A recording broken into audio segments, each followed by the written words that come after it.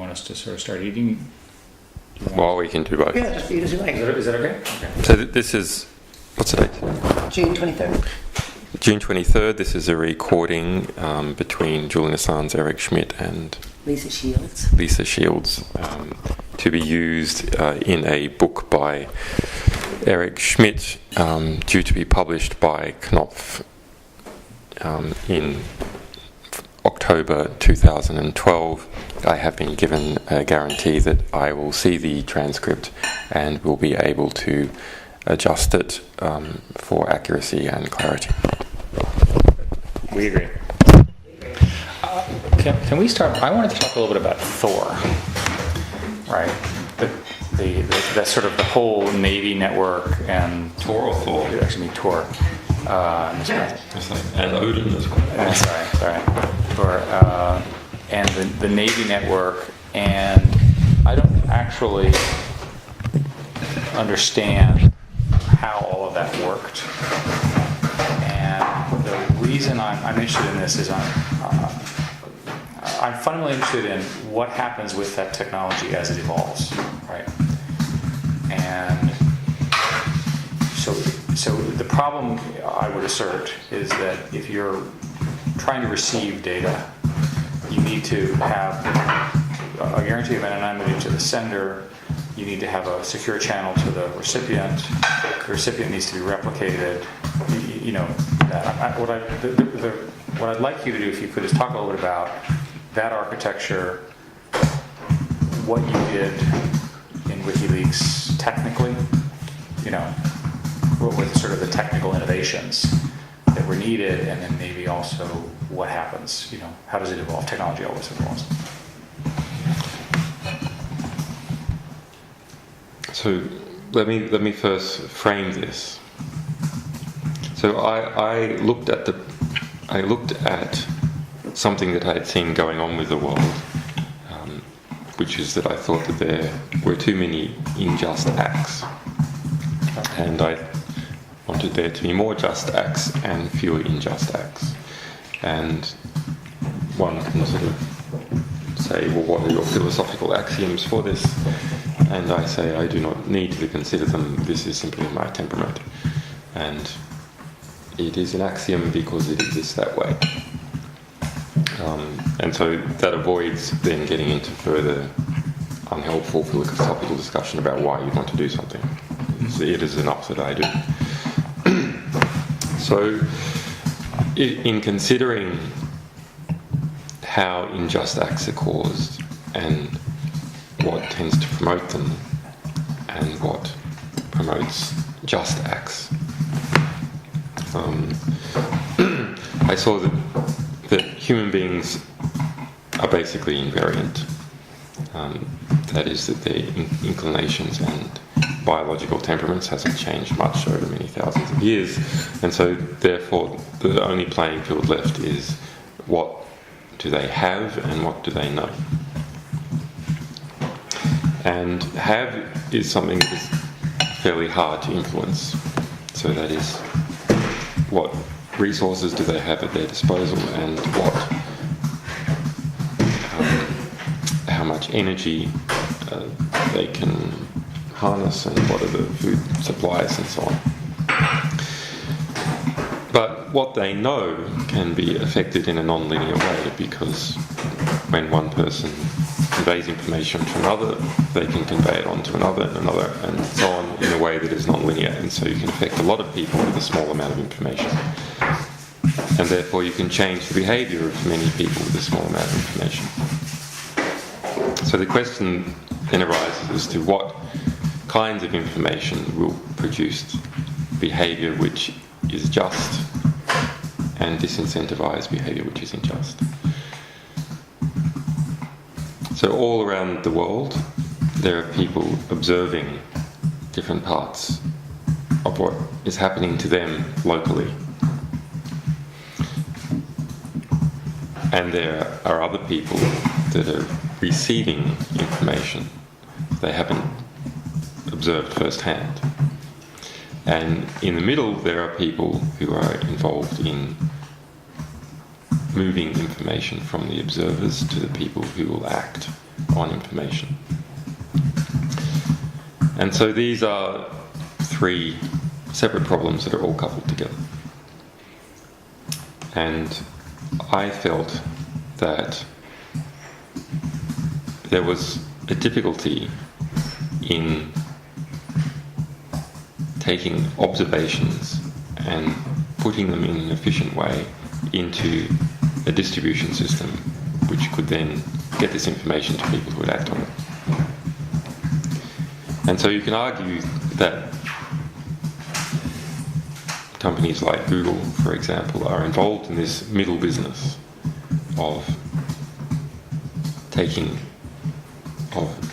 moving information from people who have it to people who want it.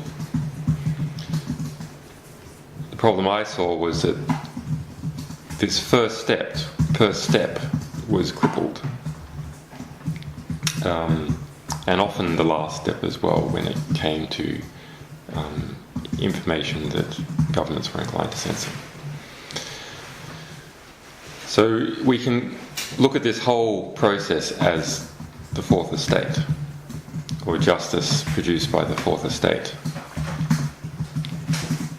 And so you have some kind of pipeline, and so I have this description which is which sort of derived from my experiences in quantum mechanics about looking at the flow of particular types of information which will affect some change in the end. So the bottleneck to me appeared to primarily be in the acquisition of information that would go on to produce changes that were just. And in a fourth estate context, the people who acquire information are sources. People who work on information and distribute it are journalists and publishers, and people who act on it is everyone. So that's a high-level construct, but of course it then comes down to practically how do you engineer a system that solves that problem, and not just a technical system, but a total system. So Wikileaks was and is an attempt, although still very young, at a total system. For all three phases. To deal with,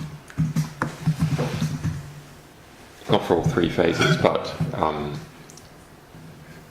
for the political component, the philosophical component, and the engineering component in getting out that first component. So politically that means anonymizing and protecting, technically that means anonymizing and protecting sources in a wide variety of ways.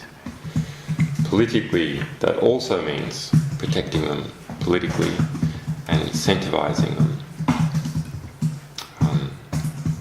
in a political manner. Saying that their work is valuable and encouraging other people to take it up. And then there's also a legal aspect. So what are the best laws that can be created in the best jurisdictions to operate this sort of stuff from, and practical everyday legal defense. So on the technical front, our first prototype was engineered for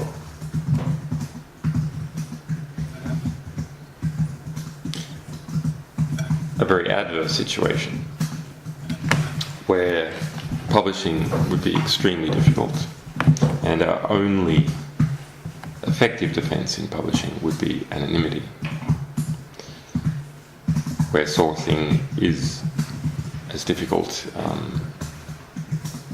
as it still currently is for the national security sector, and where internally we had a very small and completely trusted team. So here, publishing means the question of the site itself and making the material public. Yeah, making the primary source material public. Yes. That's what I mean by So publishing. the first step was to make that done correctly. It was clear to me that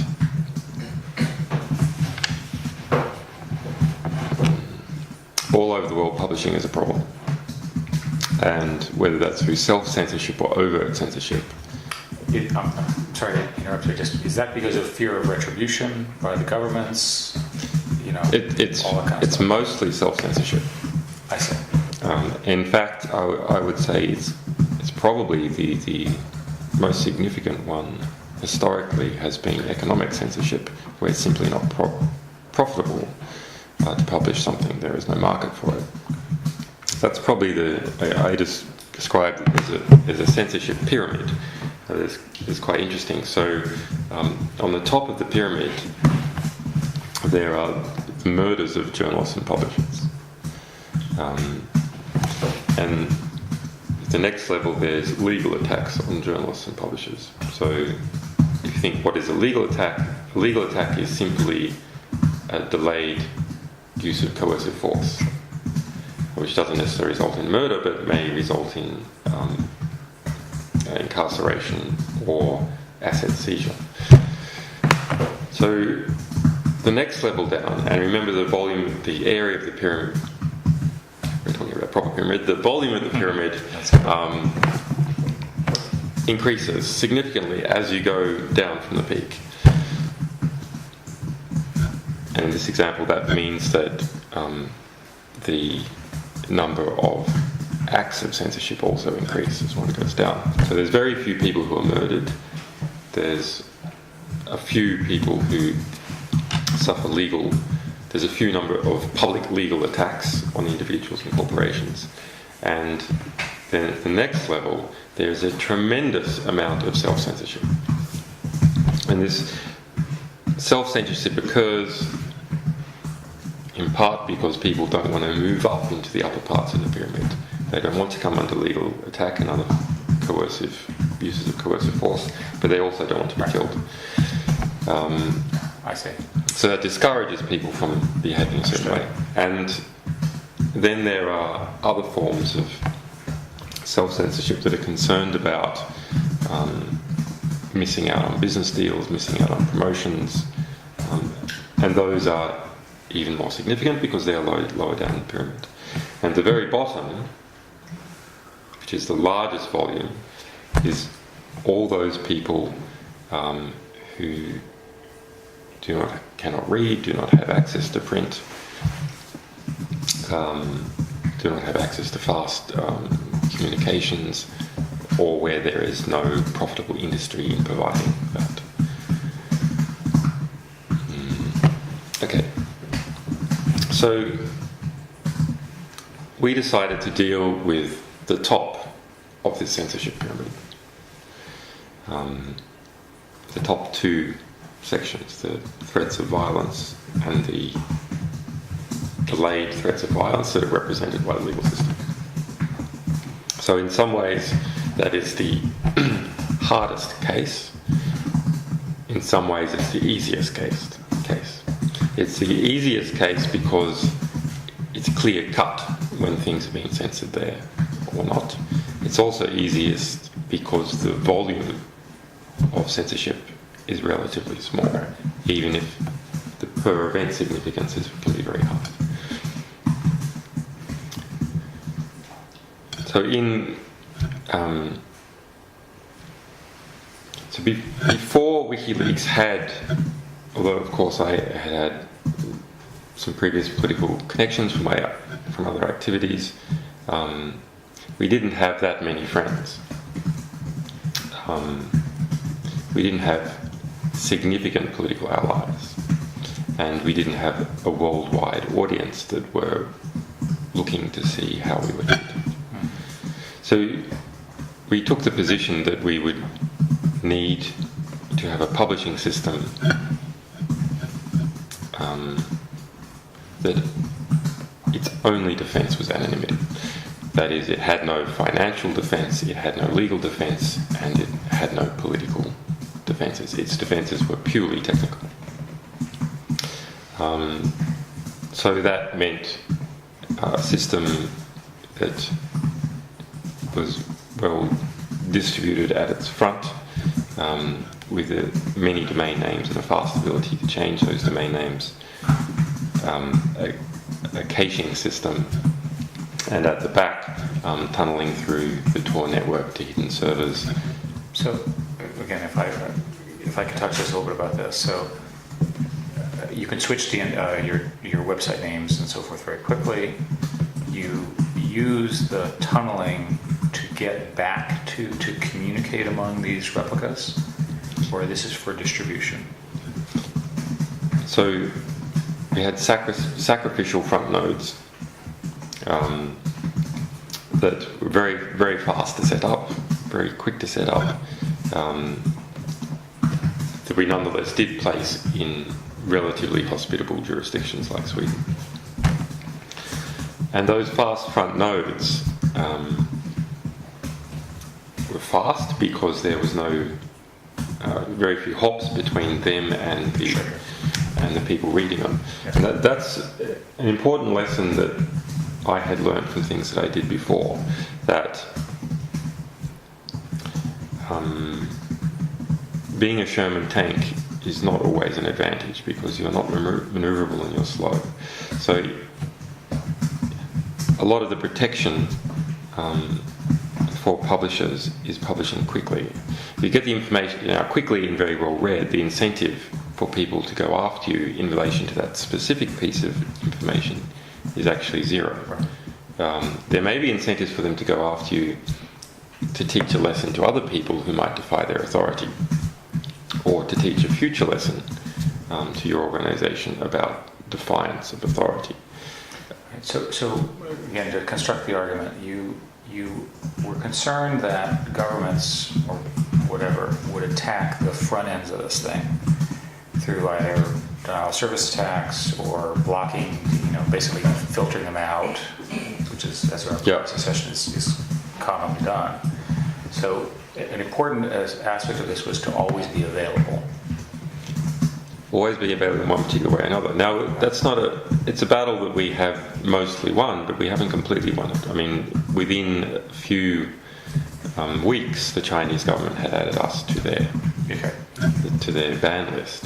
But we had hundreds of domain names of various sorts, domain names that were registered with very, very large DNS providers. So if there was IP level based filtering, it would whack out another 500,000 domains. So then that would create a political back pressure that would undo it.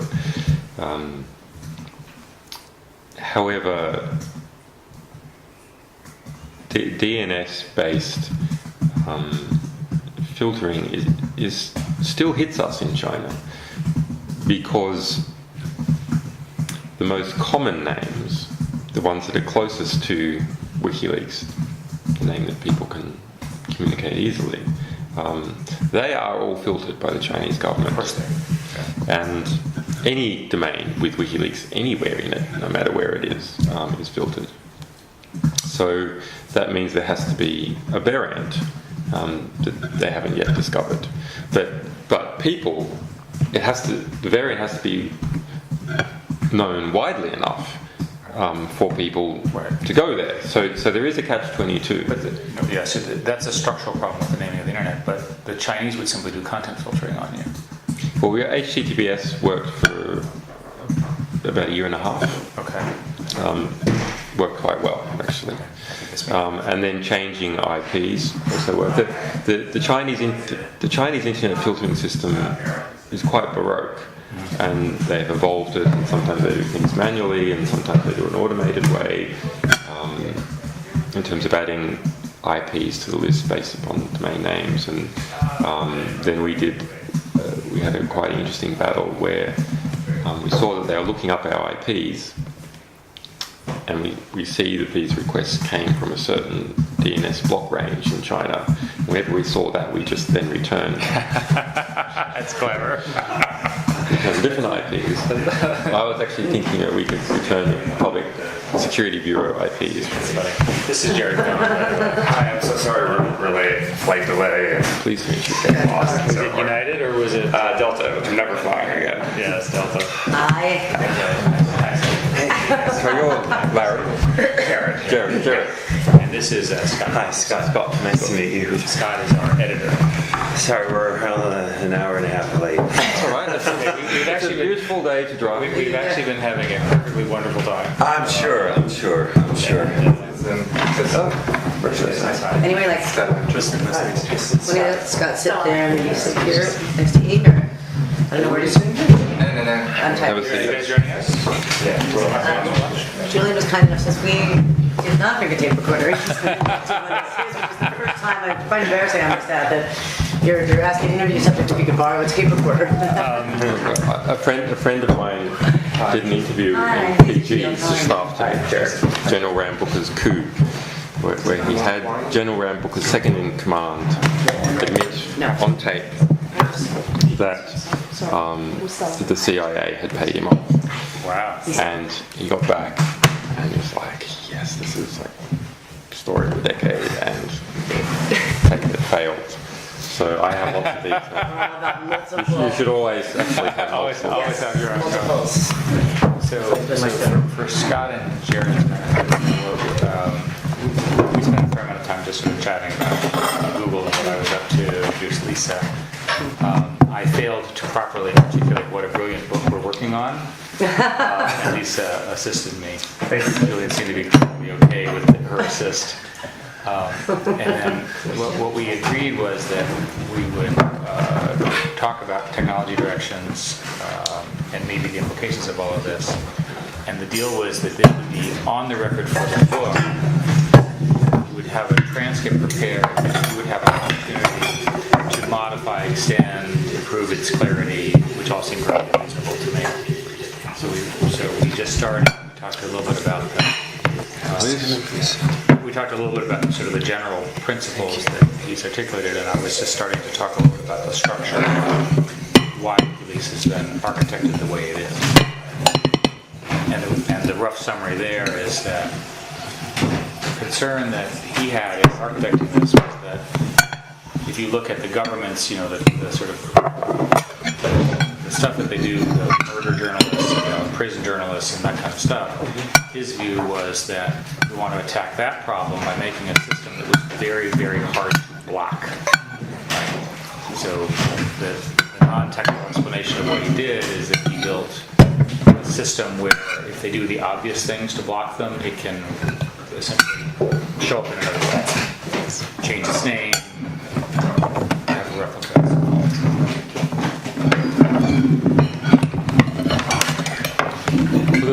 The replicating thing is very interesting. We developed an internal system to do some of these fast replicas. Not quite unsophisticated, but worked quickly. But I think this is. I've been thinking about this for a while now. I think that the naming of things is very important. The naming of human intellectual work and our entire intellectual record is possibly the most important thing. So we all have words for different objects, like tomato, but we use the simple word tomato instead of actually describing every little aspect of this goddamn tomato, because it takes too long. And Yeah, that'd be great, thanks. because it takes too long to describe this tomato precisely, we use an abstraction so we can think about it and so we can talk about it. And we do that also when we use URLs. Those are frequently used as a short name for some human intellectual content. And we build all our civilization, other than on bricks, on human intellectual content.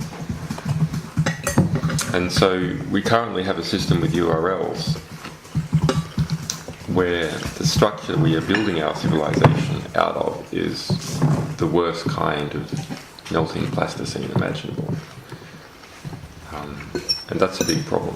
And you would argue a different namespace structure should evolve. Well, I think there's a fundamental confusion and overloading of the current URL idea. Absolutely. So on the one hand, we have live dynamic services and organizations. Well, there's three things. Live dynamic services, organizations that run those services. So you're referring to a hierarchy. You're referring to a system of control. An organization, a government that represents an organized controlling group. And on the other hand, you have artifacts. You have human intellectual artifacts that have the ability to actually be completely independent from any system of human control. They are out there in the platonic realm somehow, and shouldn't in fact be referred to by an organisation. They should be referred to in a way that is intrinsic to the intellectual content, that arises out of the intellectual content. So actually I think that is an inevitable and very important way forward. And where I saw that this was a problem was dealing with a man by the name of Nahdimi Alchi. So he, a few years ago, was listed by one of the big business magazines in the UK as the fifth richest man in the UK. And he, in 1980, left Iraq. He'd grown rich under Saddam Hussein's oil ministry. And is alleged by the Italian press to be involved in a lot of arms trading there, and has over 200 companies run out of his Luxembourg holding unit, and several that we discovered in Panama. Has infiltrated the British Labour political establishment to the degree that on the 20th business birthday in London, he was given a painting signed by 146 members of Commons, including Tony Blair. He's the same guy who was a principal financier of Tony Rezko. Tony Rezko was the financier and fundraiser of Roy Blagojevich from Chicago, convicted of corruption. Tony Rezko's been convicted of corruption, and Barack Obama. He was the intermediary who helped Barack Obama buy one of his houses, and that money, not directly for the house, but buoyed up Tony Rezko's finances, came from Nahdimi Alchi. So during this is detailed, but it will get to a point. During the 2008 presidential primaries, a lot of attention was turned towards Barack Obama by the US press, unsurprisingly. And so it started to look into who were his fundraisers, discovered Tony Rezko, and then they just started to turn their eyes towards Nahdimi Alchi. Alchi then hired Carter Ruck, a rather notorious firm of London libel solicitors, whose founder, Carter Ruck, has been described for doing for freedom of speech what the Boston Strangler did for door-to-door salesmen. And he started writing letters to all the London papers that had records of his 2003 extradition to France and conviction for corruption in France over the Elf Aquitaine scandal, where he had been involved in taking kickbacks on selling the invaded Kuwaiti government's oil refineries in order to fund their operations while Iraq had occupied it. So The Guardian pulled 3 articles from 2003 So they were 5 years old. They've been on the Guardian's archive for 5 years without saying anything. If you go to those URLs, you will not see removed due to legal threat. You will see page not found. And one from the Telegraph and a bunch from some American publications and bloggers and so on.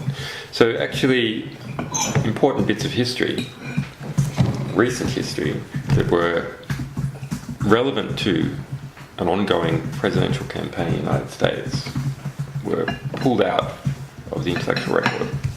They're also pulled out of the Guardian's index of articles. So why the Guardian's published in print, and you can go to the library and look up those articles, they're still there in the library. Why? How would you know that they were there in the library to look up? Because they're not there in the Guardian's index. I mean, not only have they ceased to exist, they have ceased to have ever have existed, which is the modern implementation of Orwell's dictum that he who controls the present controls the past, and he who controls the past controls the future, because the past is stored physically in the present, all records of the past. So this issue of preserving politically salient intellectual content while it's under attack is central to what WikiLeaks does, because that's what we're after. We're after those bits that people are trying to suppress, because we suspect, usually rightly, that they're expending economic work on suppressing those bits because they perceive that they're going to induce some change. But so it's the evidence of the suppression that you look for in order to determine value. Yeah, that's a very good, not precisely, but it's a very... Well, tell me precisely. Well, it's not a precise, it's not always right. It's a very suggestive... It's not perfect. It's not perfect, but it's a very suggestive signal that the people who know the information best, like the people who wrote it, are spending economic work in preventing it going into the historical record, preventing it going into the public. Why spend so much work doing that? It's more efficient to just let everyone have it. You don't have to spend the time guarding it, but also it's more efficient in terms of your organisation, because all the positive unintended consequences of the information going around can come out.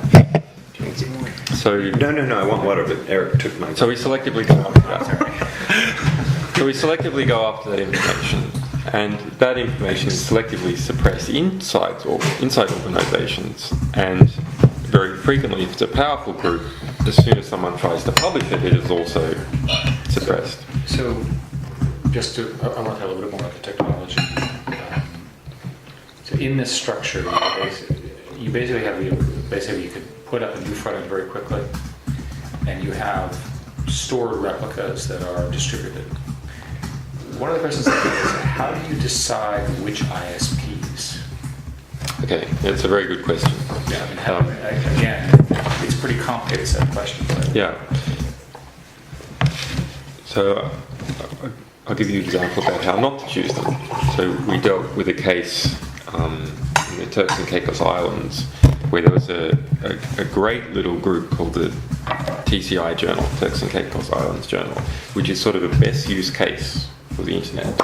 So who are they? Well, they're a bunch of political reformers, ecologically minded people in Turks and Caicos Islands who live there, who saw that overseas property developers were coming in and somehow getting crown land very cheaply and building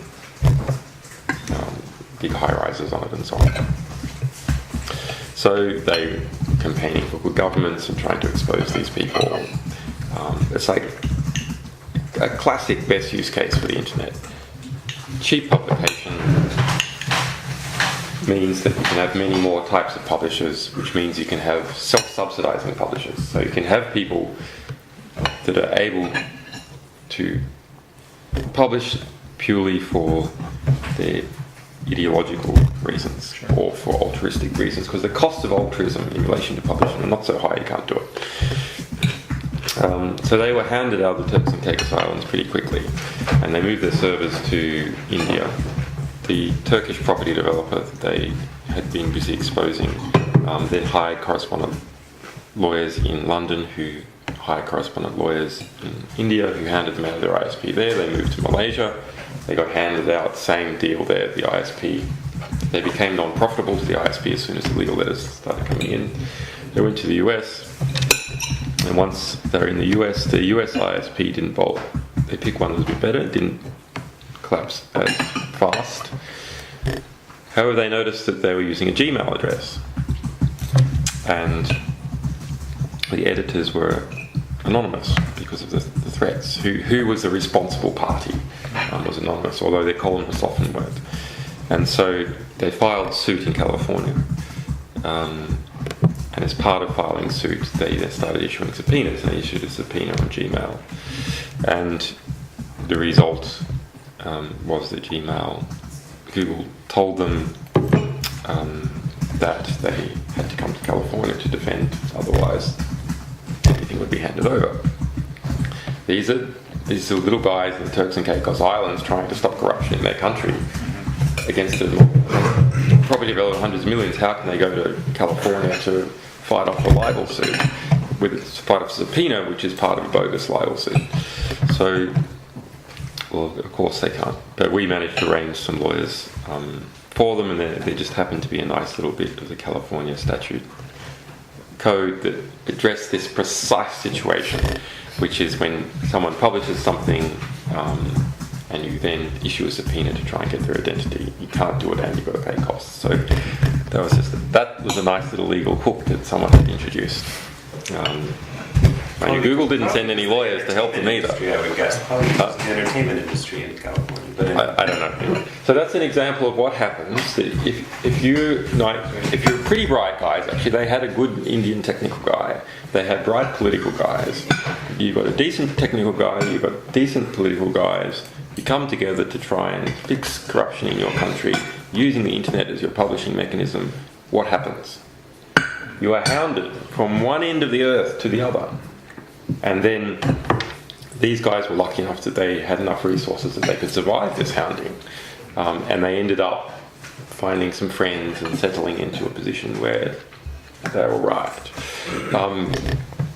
So for us, this was a matter of looking at what ISPs had survived pressure, but also because I was connected to this world of politics and technology and anti-censorship for a long time, I sort of knew some of the players. So we had friends at ISPs, within the ISPs, that if you like, we had already ideologically infiltrated. So we knew that they would fight in our corner if there was a request come in. We knew there was a decent chance that if subpoenas were served, even ones that had gag orders on them, we'd still find out about it. So how can someone do it who's not in that world? Well, the answer is not easily. You can look at ISPs that Wikileaks has used, or is currently using, is probably a better version of this, or that the Pirate Bay has used, or other groups that are tremendously under attack. In the case of the little ISP, and it is often a little ISP that is like this. In the case of little ISP, PRQ in Sweden, that was founded by Gottfried, whose pseudonym is Anakata. He's one of the technical brains behind the Pirate Bay. So they had developed a niche industry, also along with Bahnhof, a bigger ISP in Sweden, of dealing with refugee publishers, and that is the correct word for it, the correct phrase for it, that they are publishing refugees. So they had, at that time, other than us, Malaysia Today, which had to flee, sorry, not Malaysia Today, the American Homeowners Association, which had to flee from property developers in the United States, the Kovac Center, so a Caucasus News Center, which is constantly under attack by the Russians. In fact, PRQ was raided several times by the Swedish government after leverage from the Russian government. The Rick Ross Institute on Destructive Cults, constant American-based outfit, have been sued out of America by Scientology and so on. So Malaysia Today is run by a wonderful guy by the name of Roger Petra, who has 2 arrest warrants out for him in Malaysia. He is placed to London, but his service can't survive in London. They're in Singapore and the United States. But again, that's a means. Other sites that participate in this. Yes, so we have some 1,400, but those are, we have mirrors that are voluntary as well as... So those are basically just opt-in mirror sites, Yeah. right? They determine their own risks. We don't know about them. We can't guarantee they're at all trustworthy, Okay. etc. But they do increase the numbers. And when you've been quoted in the press as saying that there's a much larger store of information that's encrypted and distributed. Is it distributed in those sorts of places? No, Is that a- that's an open. We openly distribute encrypted backups of materials that we view that are highly sensitive, that we are to publish in the coming year. Got it. Not as some people have said, so we have a thermonuclear device to use on our opponents, but rather so that there is very little possibility that material, even if we are completely wiped out, Yes. will be taken from the historical records. And eventually you'll reveal the keys necessary to decrypt it. No, ideally we will never reveal the key, I see. because there's things like, redactions sometimes need to be done on this material. Yes, So our view is that the material is so significant that even if we released it as is, with no redactions, that the benefits would outweigh the harm. But through redacting things, we can get the harm down even more. Yeah, and I understand that. One more sort of technical question about the front end. So my simple explanation is that the tools will get better for an anonymous sender to send to a distrustful recipient, and then this anonymous you're describing, and that it'll get to the point where there'll be a very large amount of people using such services for all sorts of reasons. Yes. You know, truthful, lying, manipulation, what have you. The current technology you used, basically had FTP bundles sent to you, right? Basically people will FTP something and just sort of ship it to you. No, we have Is that correct? we have lots of different paths, and that's quite deliberate. And we don't say which one is used more than which other one, because it means investigative resources have to be spread across all possible paths. But they are from in-person, in the mail. Postal mail is still actually pretty good if you want to send anonymous stuff. Encrypt something to a key if you think it might be intercepted on the way. Send it from somewhere, it's still pretty good.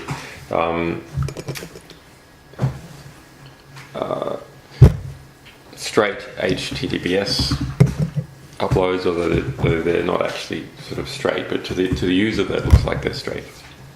Behind the scenes, all sorts of other stuff is going on. The biggest problem with computer security is not communication, it's endpoints.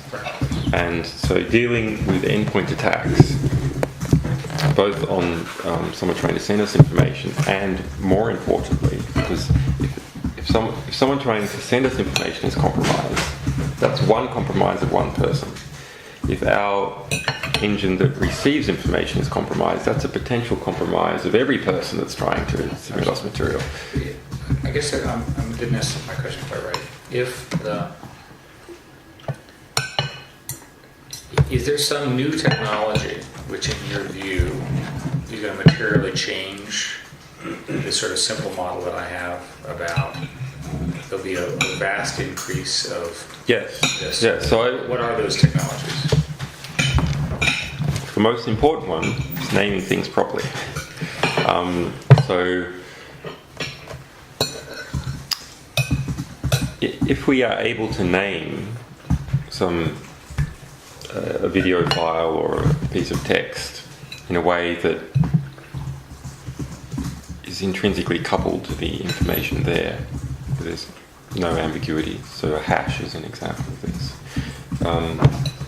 But then there's some variants. Maybe you want one that human beings can actually remember.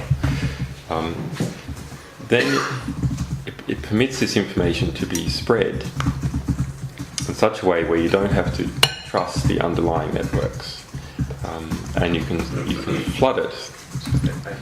Why do you not have to trust? Well, because you can sign the hashes. You sign the name as well as the content. You can just sign the hash, Right, sign the hash. and that's the hash. If the name is like a hash, Yeah, then it's completely, it's unambiguous as to what it's it's unambiguous. representing. Yeah. So you're basically saying you have a provable name Yeah. as opposed to an alterable name. Yeah. Okay. And those sorts of mechanisms are evolving now. So we've been using something like this internally, and I've been writing a paper on to try and make this a standard for everyone. But you can see that they are actually evolving. So if we look at magnet links, have you seen these? So in BitTorrent, there's a sort of enhancement of BitTorrent, which is a magnet link, and a magnet link is actually a hash. Okay, got it. So it is hash addressing. It doesn't point to any particular server. Rather, there's a big hash tree and a distributed hash tree over. I don't know how technical I can get. Please. There's a big distributed hash tree over many millions of computers involved in the hash tree. And many entry points into this hash tree. So it is very hard to censor. And the addressing for content is on the hash of the content. And Right, yeah, so you're basically using the hash as the address, and then you do the addressing within the namespace to provide it. So as long as you have assigned, as long as you get the hash, you can't hide it. well, there's a question as to you've got a name for something, you've got a hash, but what does that tell you? Nothing really, because it's not really human readable. So you need another mechanism to get the fact that that's important to you. Sure. And that is something like Wikileaks signs that and says that It's is an interesting piece of an interesting piece of information. We have verified that it is true. So, but once you feed that information into the system, then it becomes very unclear how it got into that system, or how you can get rid of it from the system. And if you do get rid of it, if someone does manage to get rid of it, you know for sure that it's been gotten rid of, because the hash doesn't resolve to anything anymore. Similarly, if someone were to modify it, the hash changes. I was going to say, why wouldn't they just rename it rather than... They can't, because the name is intrinsically coupled to the intellectual content. I think the way to explain this, to summarize the technical idea, is take all the content of the document, come up with a number. So if the content is gone, the number doesn't show anything. And if the content is changed, the number doesn't compute right anymore. Mm-hmm. And so it's an interesting property. So how far are we from this type of system being deployed?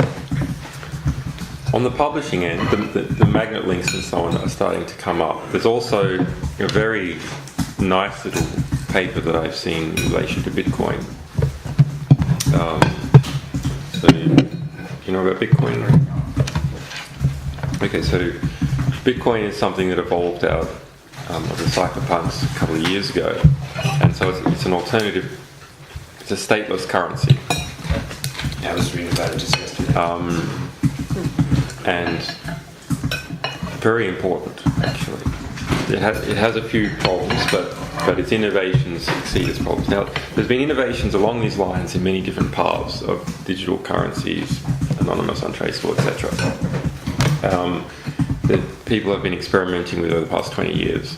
But Bitcoin actually has the balance and incentives right, and that's why it started to take off. The different combinations of things. No central nodes, it's all point-to-point. One does not need to trust any central mint. So if we look at traditional currencies such as gold, we can see they have some interesting properties that make them valuable as a medium of exchange. So gold is divisible. It's easy to chop up. In fact, out of all metals, it's the easiest to chop up into fine segments. You can test relatively easily whether it's true or whether it's fake. You can take chopped up segments and you can put them back together by melting the gold. So that's what makes it a good medium of exchange, and it's also a good medium of value store, because you can take it and put it in the ground and it's not going to decay like apples or steaks. So the problems with traditional digital currencies on the internet is that you have to trust the mint not to print too much of it. And the incentives for the mint to keep printing are pretty high, actually, because you can print free money. And that means you need some kind of regulation. And if you have some kind of regulation, then who's going to enforce the regulation? So now all of a sudden you've sucked in the whole problem of the state into this issue, and political pushes here and there, and who can get control of the mint and push it one way or another for their particular purposes.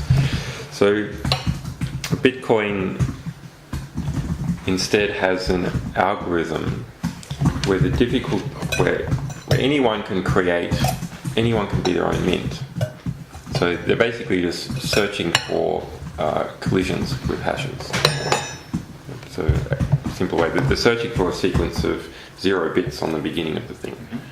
And you have to randomly search multiple hashes to do this. There's a lot of computational work to do this, and each Bitcoin software that is distributed, that work algorithmically increases as time goes by. So the difficulty in producing Bitcoins becomes harder and harder and harder. That's built into the system. Just like the difficulty in mining gold becomes harder and harder and harder, and that's what makes people predict that there's not going to be a sudden amount of gold in the market. Rather, So it enforces scarcity.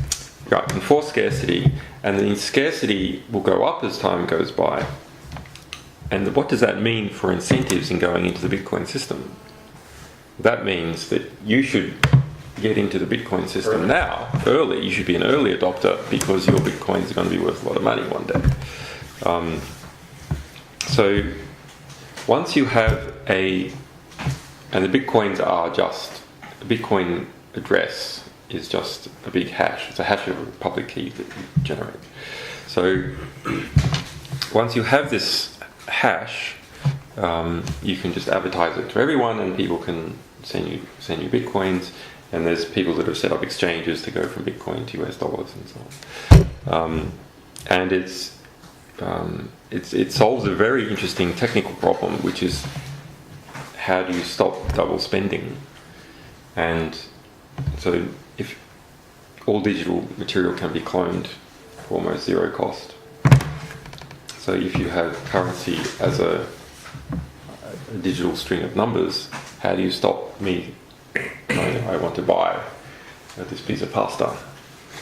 Here's a digital currency, and now I take a copy of it, and now I want to buy your bit of egg. And then you go, and now I want to buy your radish, and you go, what? I've already got that. What's going on here? There's been some fraud here.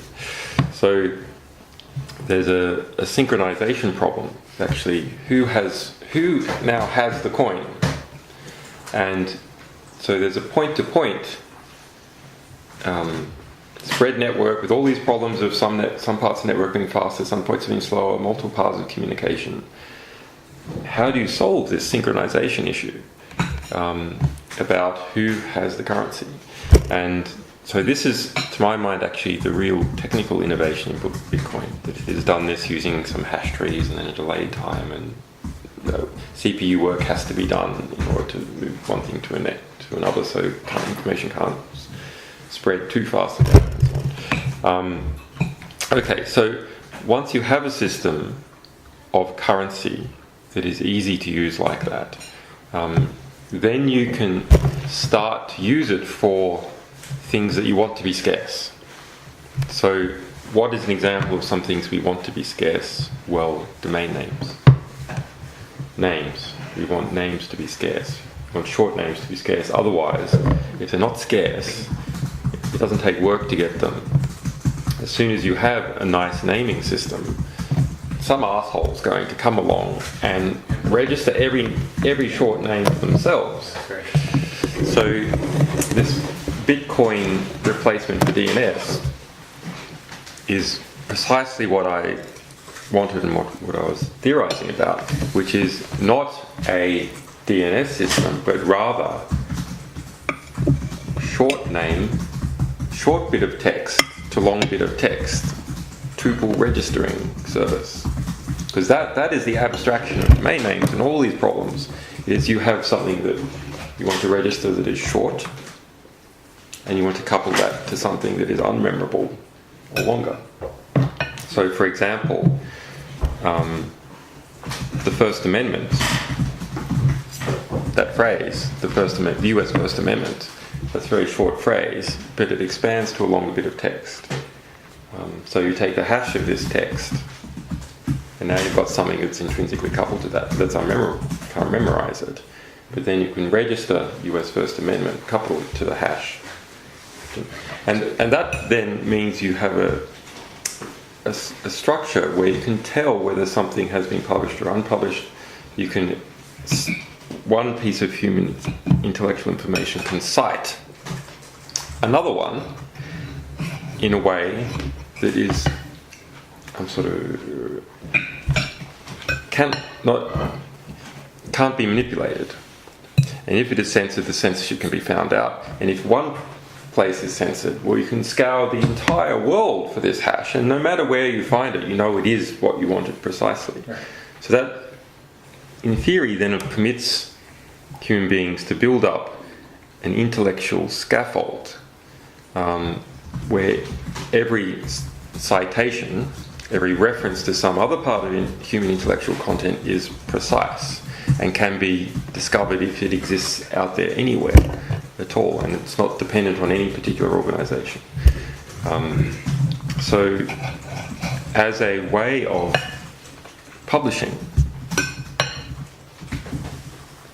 this seems to be the most censorship-resistant manner of publishing possible, because it is not dependent on any particular mechanism of publishing. You could be publishing through the post, you could be publishing on conventional websites, you could be publishing using BitTorrent, you could be publishing using whatever, but the naming is consistent.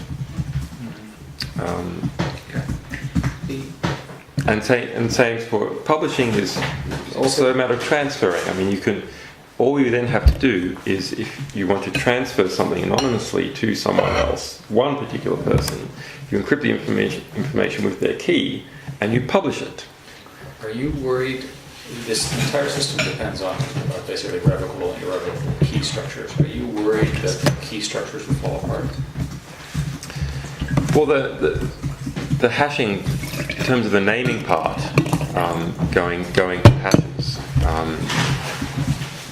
it doesn't depend on the key structure at all. In terms of Bitcoin has its own key structure, and that's an independent thing. There's all sorts of problems with that. Hackers can come in and steal keys, etc.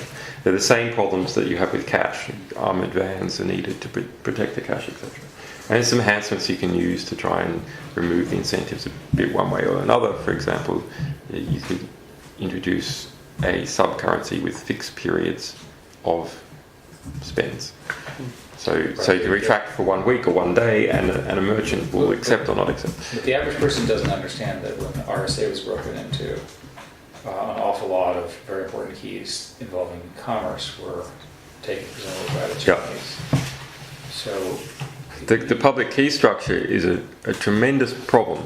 In the same way that domain name structure is a tremendous problem. I mean, the browser-based public keying system that we have for authenticating what websites you're going to, it is awful. It is truly awful. The number of people that have been licensed to mint keys is so tremendous. There's ones that have gone bankrupt and been bought up cheap by Russian companies. We can assume, I have been told actually, that VeriSign, by people who are in the know, although I'm not yet willing to put on the public record, because I've only had one source. Just between you and me, I have one source that says that VeriSign has actually given keys to the US government. So, not all, but just particular keys. So that's a big problem with the way things are authenticated presently.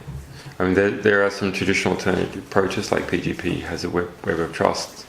I don't think those things really work. What I think does work is something close to what SSH does, and that's probably the way forward, which is it is opportunistic key registration.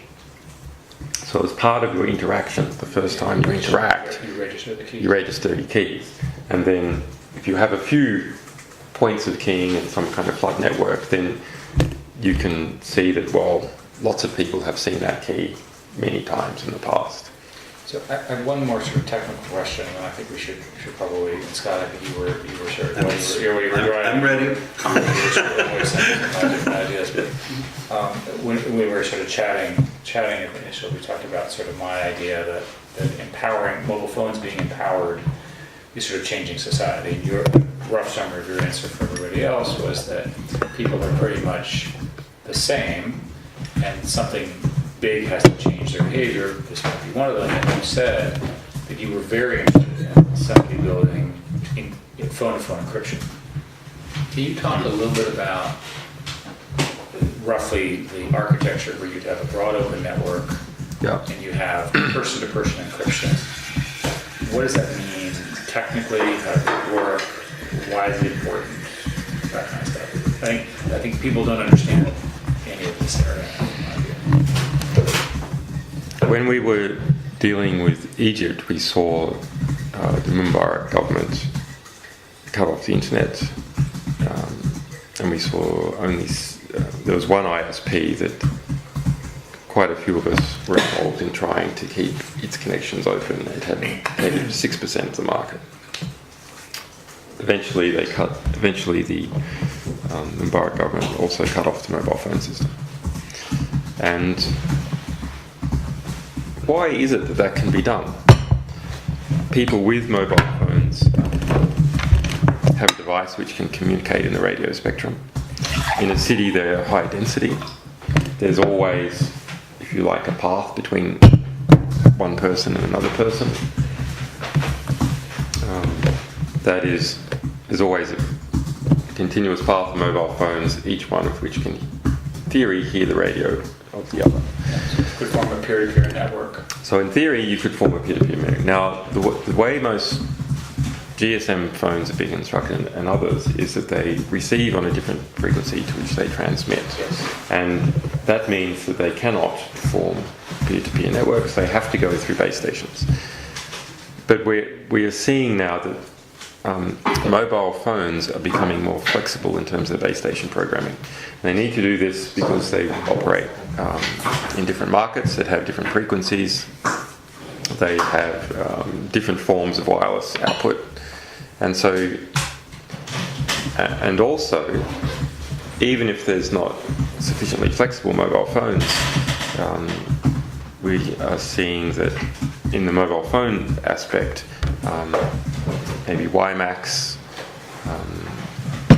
is coming along, which will give them greater radius for two-way communications. But also, it's getting very cheap to make your own base station. There's software now which will run a base station for you. So you can throw these things up and make your own networks with conventional mobile phones pretty quickly. In fact, this is what is done to cheap spying on mobile phones, is you set up a fake base station. And there's vans now, and you can buy these on bulk on the commercial spy market to go and set up a van and intercept mobile phone calls. So during these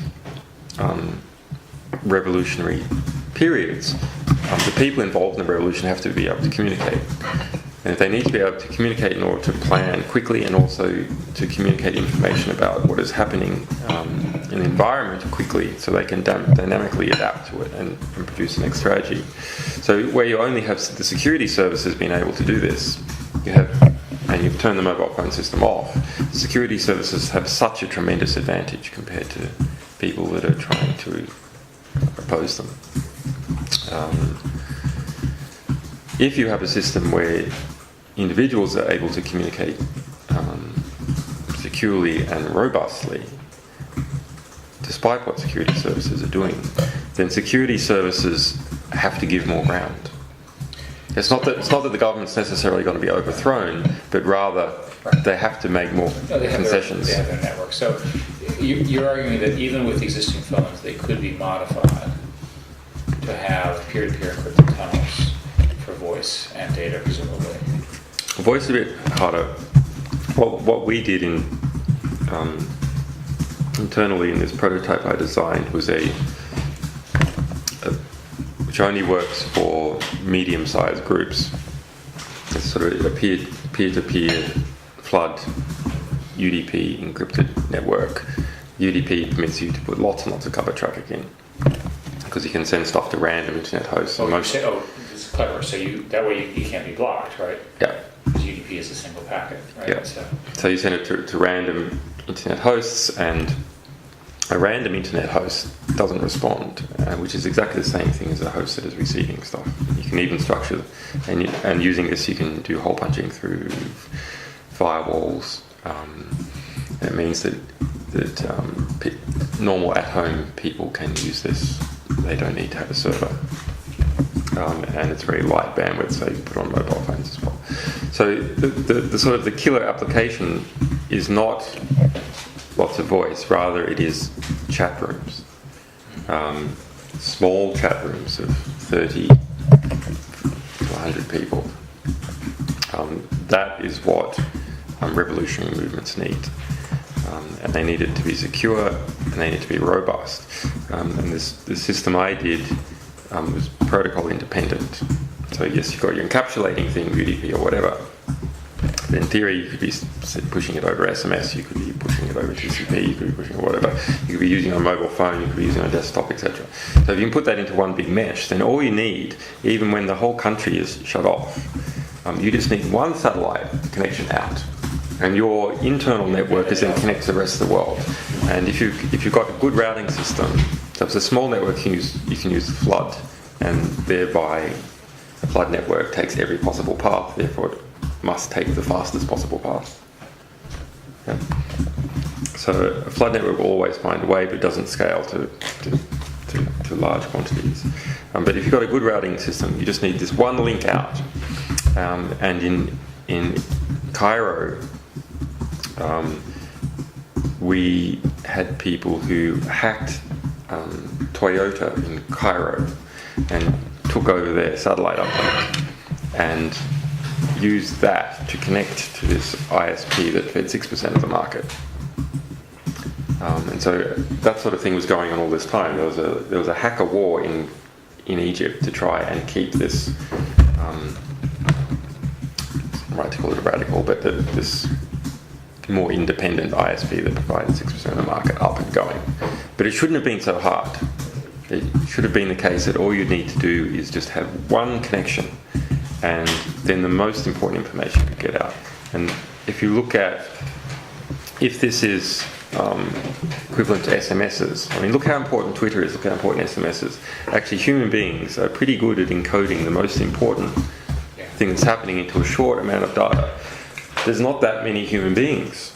There just aren't that many. So actually, one pipe you can. It's not a bandwidth problem. Yeah, it's not a bandwidth problem. So all you need is one pipe, and you can connect a country that's in a revolutionary state to the rest of the world, and points within that country, just as important cities within that country.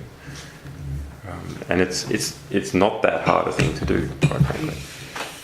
Scott, I think It's hard to stop. It's so interesting. I actually have like 5 hours more technical. I know, because it's like one thing and then there's like more. I totally know.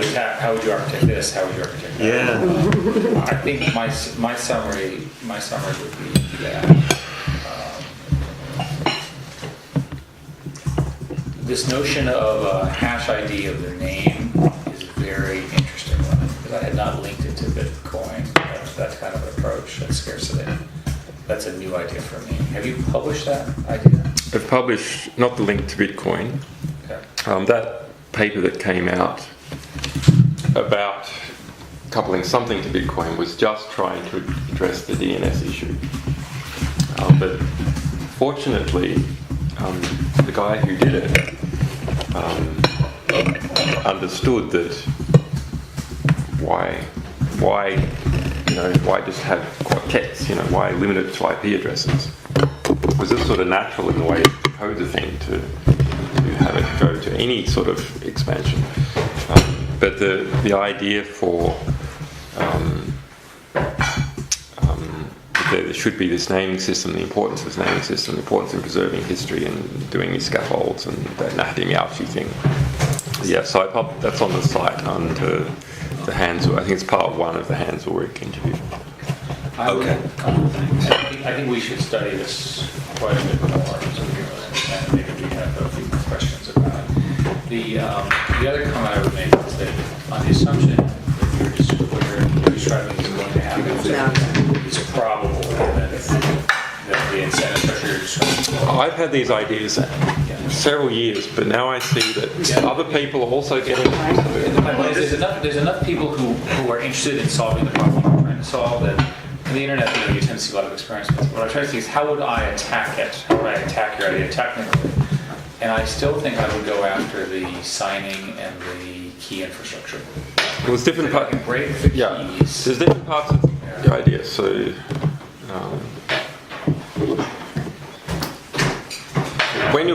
if you publish some information, or if you spread some information, just publishing things is quite interesting as to whether when something's gone from not being published to being published, it's quite interesting. So if you spread some information and you've got it well labeled using a hash. That's right. You didn't have anything. What? No, I did. I heard about the sample. That was great. Thank you. That hash is important. Is something that has to spread in another way. Yeah. So that's, say, by Wikileaks signing the hash. But there's many ways for it to spread. I mean, people could be swapping that hash in email. They could be telling each other on telephone, etc. You're saying that all of these systems do not have a single point of attack. I can break down your HTTPS, but you can still use the U.S. Postal Service to send. Exactly. And you would know that you were getting the right thing because of this naming is completely accurate. Well, I'm just wondering, sort of, on the human side of this. I mean, you've had such experience of the world that you described earlier. I've only had 3 hours of sleep, so forgive me if I don't remember exactly what you said. But the combination of technical and altruistic people, I mean, what amounts to a kind of a subculture that you've been involved in for 15 years now. So you know how that subculture works, and that subculture needs to either sort of, I guess, stay the same or expand in order to do the work that you're describing. And so, since our book is about It's dramatic. 10 years away, It's dramatically what are the expanding. patterns there in terms of the people part, rather than Yeah. So that's. I mean, that's the most optimistic thing that is happening. Is the radicalization of internet-educated youth. So people who are receiving their values from the internet and giving them back, and then as they find them to be compatible, echoing them back. The echo back is now so strong that it drowns the original statements completely. So the people that I've dealt with from the 1960s radicals who helped liberate Greece and these sorts of things, dealt with Salazar, they are saying there is nothing at this moment in time is most similar to what happened in this period of these liberation movements in the 1960s that they have seen.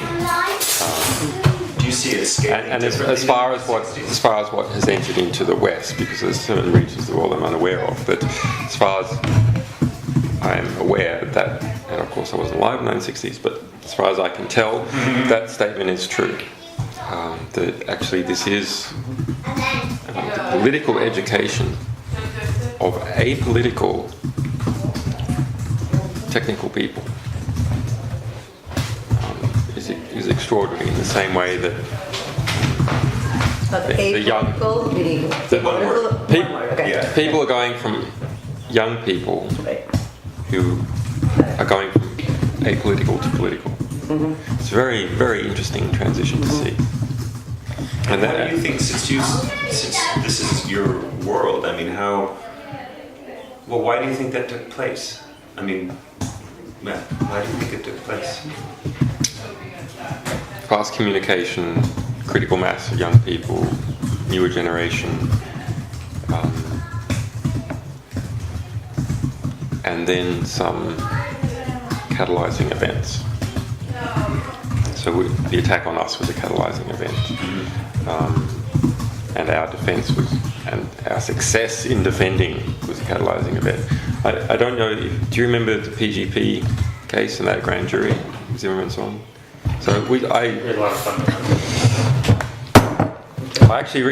I wrote half a book on that. It was never published because my co-writer had children.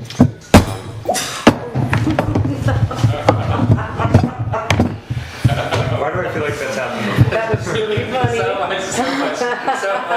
So much for the historical Julie was record. saving Jared. I went right over As there. I said, multiple copies. I know, exactly. I Your hope you- reflexes Thank you. were really. I'm just tired of typing anyway. Why did you save whatever you were doing? Yeah, Let's say yeah, it's safe. get it into the name tree before everything goes wrong.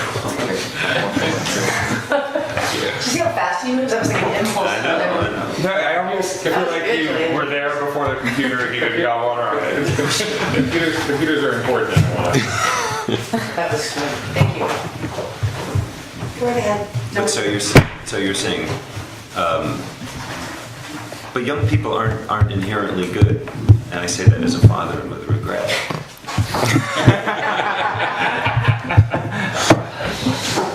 Oh no, I think that actually.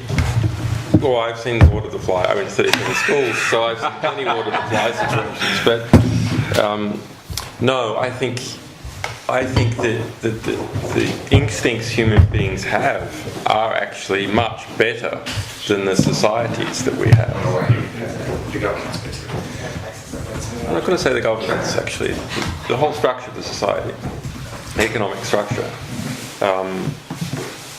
and that people learn that actually simple altruistic acts don't pay off, and they see that some people who are act in non-altruistic ways end up getting Porsches and fast cars, and it tends to pull people in that direction.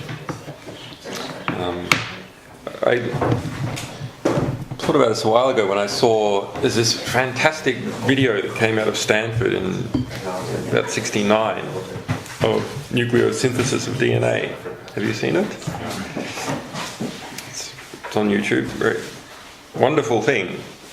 So it's explaining nucleosynthesis through interpretive dance, and so there's like 130 Stanford students out there pretending to be DNA, and a whole bunch pretending to be a ribosomal subunit, and all wearing the hippie clothes of the day. But they're all actually very bright people. So, and I looked at that and thought, could Stanford, and it was a very good bit of education.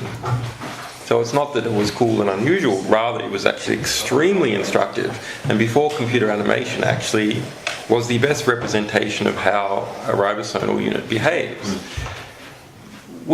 Could you see Stanford doing that now? Absolutely impossible.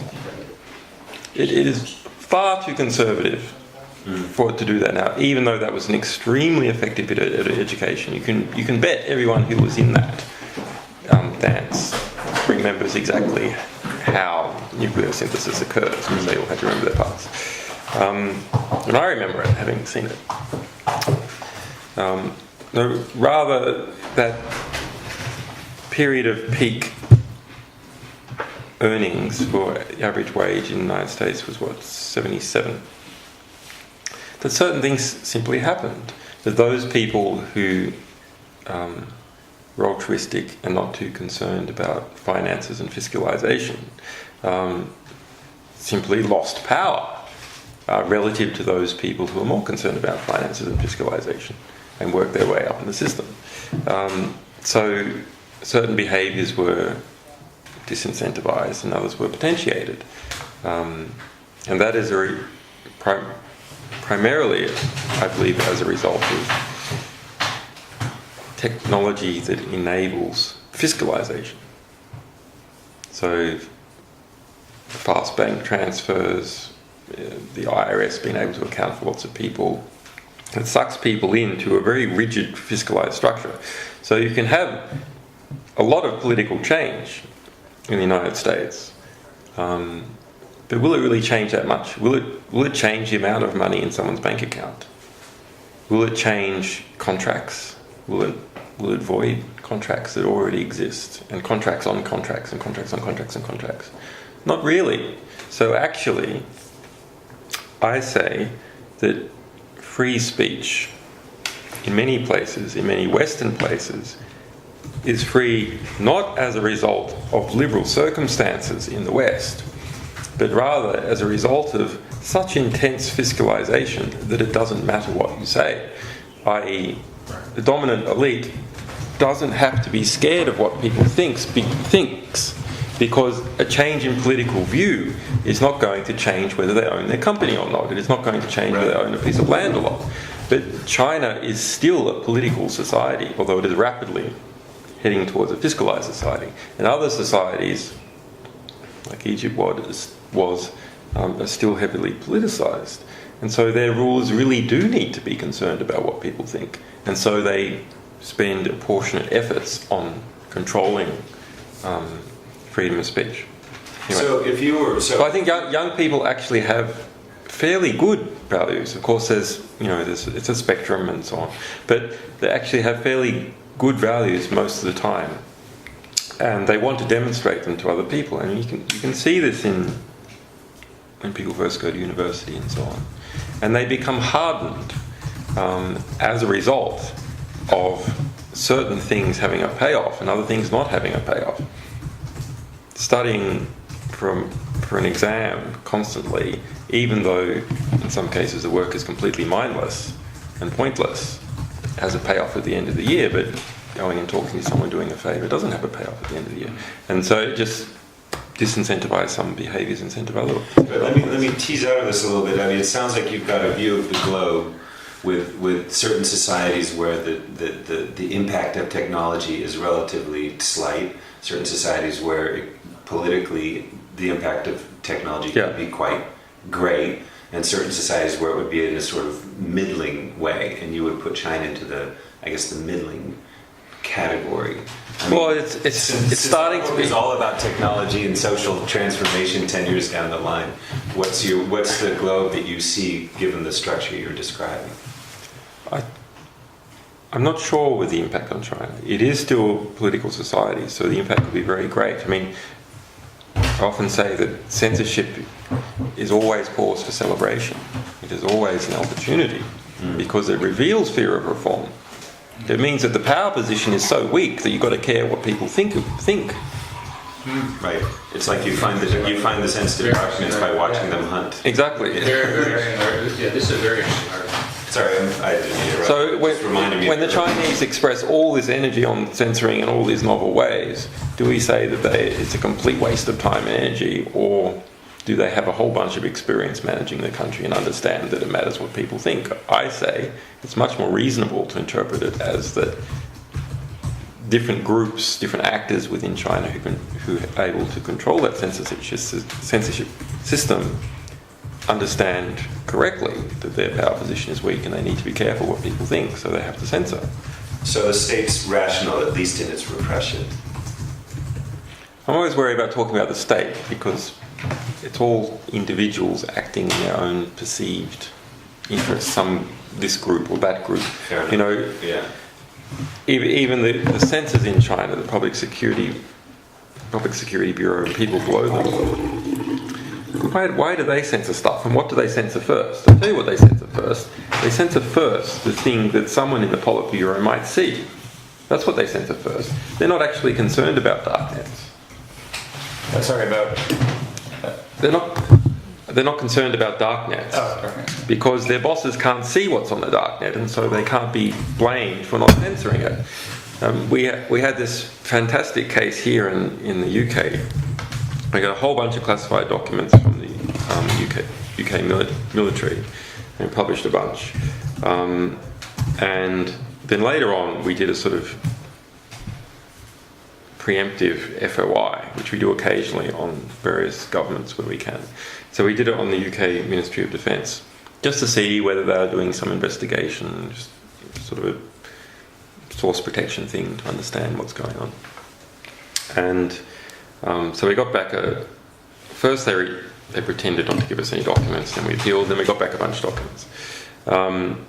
And so it showed that someone in there had spotted that there was a bunch of UK military documents on our website about their surveillance program, another 2,000-page document about how to stop things leaking, and that their number one threat to the UK military was investigative journalists.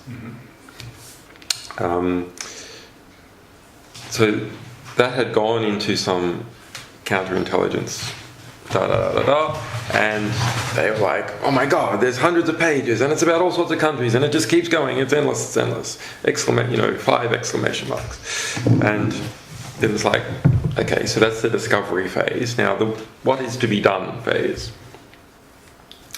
What is to be done? BT has the contracts for the MOD. They told BT to censor us from them. So everyone in the UK MOD could no longer read what was on Wikileaks.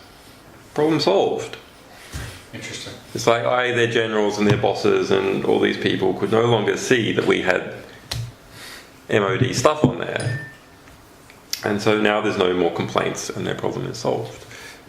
So some understandings like this might be quite advantageous to use in some of these systems. So it means that darknets, for example, if you understand the bureaucratic structures that employ people and give tasks, always have that sort of thing going on, then that means darknets are going to have a pretty easy time of it until they're so big that they're not darknets anymore. That's really interesting. You mentioned investigative journalism. You've had a lot of experience with journalism by now in many different respects. I mean, how do you see the kind of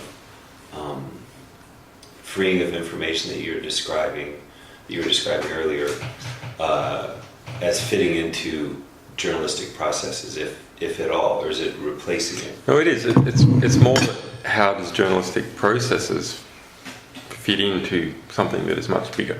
And the much bigger thing is that we as human beings shepherd and create our intellectual history as a civilization, right? And it is that intellectual history on the shelf that we can pull off to do stuff and not do the dumb thing again, because someone already said that it was dumb and he wrote about their experience, so we don't do it again.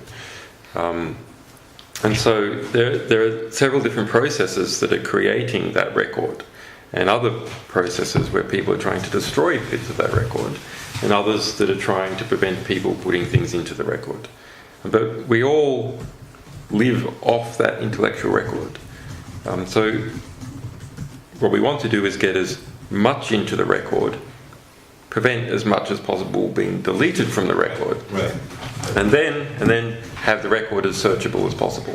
But one consequence of this view is that actors will find the generation of very large amounts of misinformation strategic for them. Yeah. So this is another type of censorship that I have thought about but don't speak so much about, which is censorship through complexity. Right. And Find it too complicated. yeah, and that is basically the offshore financial sector. Is censorship through complexity. Censorship of what? Censorship of political outrage. There's enough political outrage, there's law reform, you can't do it anymore. So why is it that all these careful tax structuring arrangements are so complex? I mean, they may be perfectly legal, but why are they so goddamn complex? Well, because the ones that weren't complex were understood, and the ones that were understood were regulated. So you're only left with the things that are incredibly complex. More noise, less signal. Yeah, exactly. But how in the future will people deal with the fact that the incentive to publish information that's misleading, wrong, manipulative is very high, and furthermore, you can't figure out who the bad publisher was, as well as the, So because there's anonymity in the system. Well, the way it is right now is, first you have to understand, the way it is right now is very bad. This friend of mine, Greg Mitchell, wrote a book about the mainstream media, So Wrong for So Long. And that's basically it. That yes, we have these heroic moments with Watergate and Bernstein, but actually, come on, it's never been very good. It's always been very bad. And these fine journalists are an exception to the rule. And especially when you're involved in something yourself and you know every facet of it, and you look to see what is reported by it in the mainstream press, and you can see naked lies after naked lies that you know that the journalist knows is a lie. It's not a simple mistake. And then simple mistakes, and then people repeating lies and so on. That actually the condition of the mainstream press now is so appalling. I actually don't think it can be reformed. I don't think that's possible. I think it has to be eliminated and replaced with something that's better. Which does seem to be happening.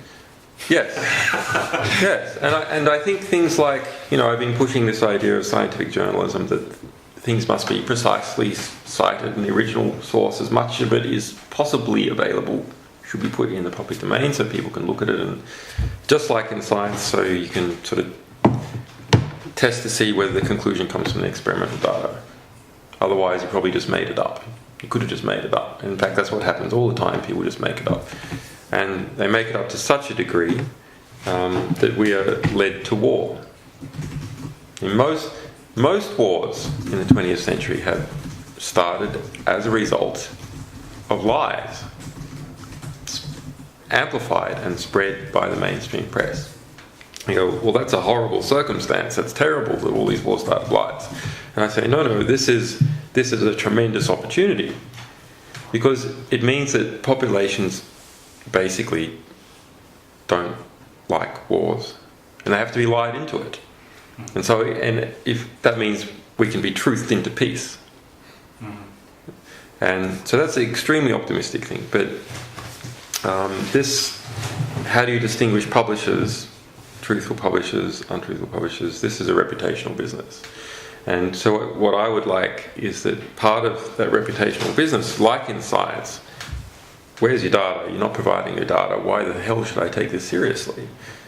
Is that now that we can publish on the internet, now that there is physically room for data, in a newspaper there's not physically room for the primary source. Now there's physically room for the primary source. It should be there, and we should create a standard that it should be there.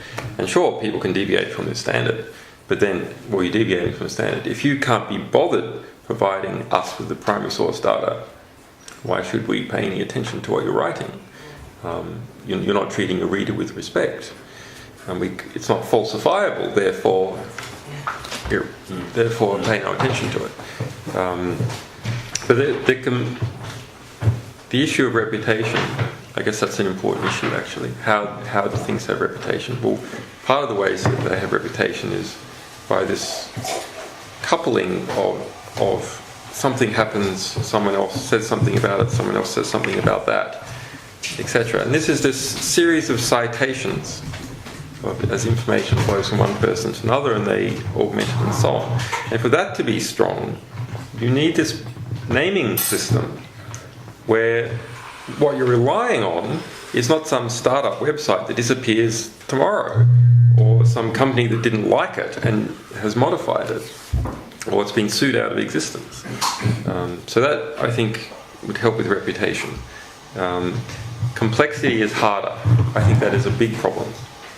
So when things become open, they start to become more complex because people start hiding what they're doing, their bad behavior, through complexity. And so that will be bureaucratic doublespeak as an example.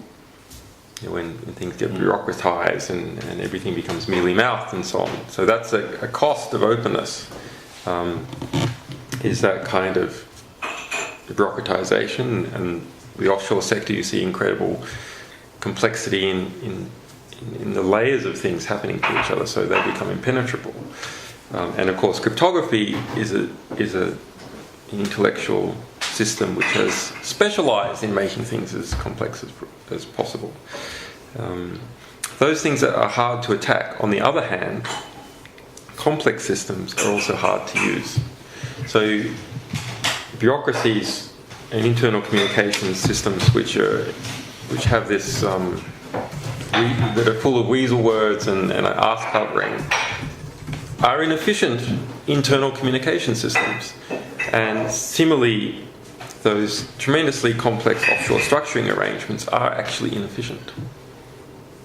So maybe you're ahead when the tax regime is high, but if the tax regime was 0, you're not going to be ahead at all. Right. Or rather, sorry, if the tax regime was 3% or something, you're not going to be ahead at all. Actually, you're going to be choked by the complexity. So, well, if they weren't inefficient, then everybody'd have their money offshore too. Yeah, that's right. That's right. Yeah, that is a joke, but it's probably true. No, that's true. Let me just add the. So there's a battle between all these things going on, with different people, different.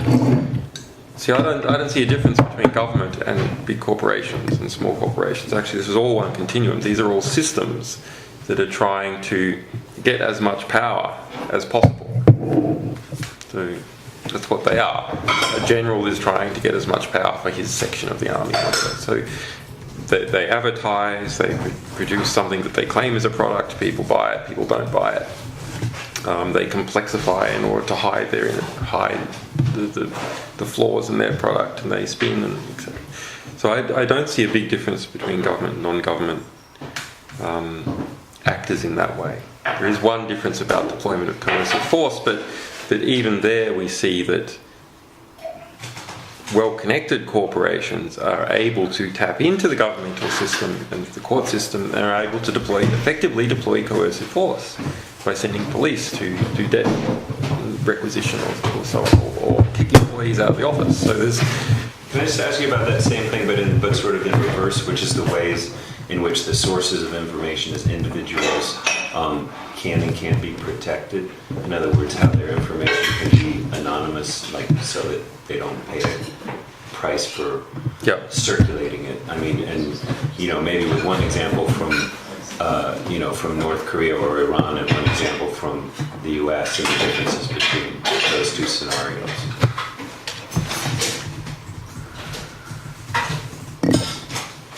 Well, there's many ways for people to transmit things anonymously.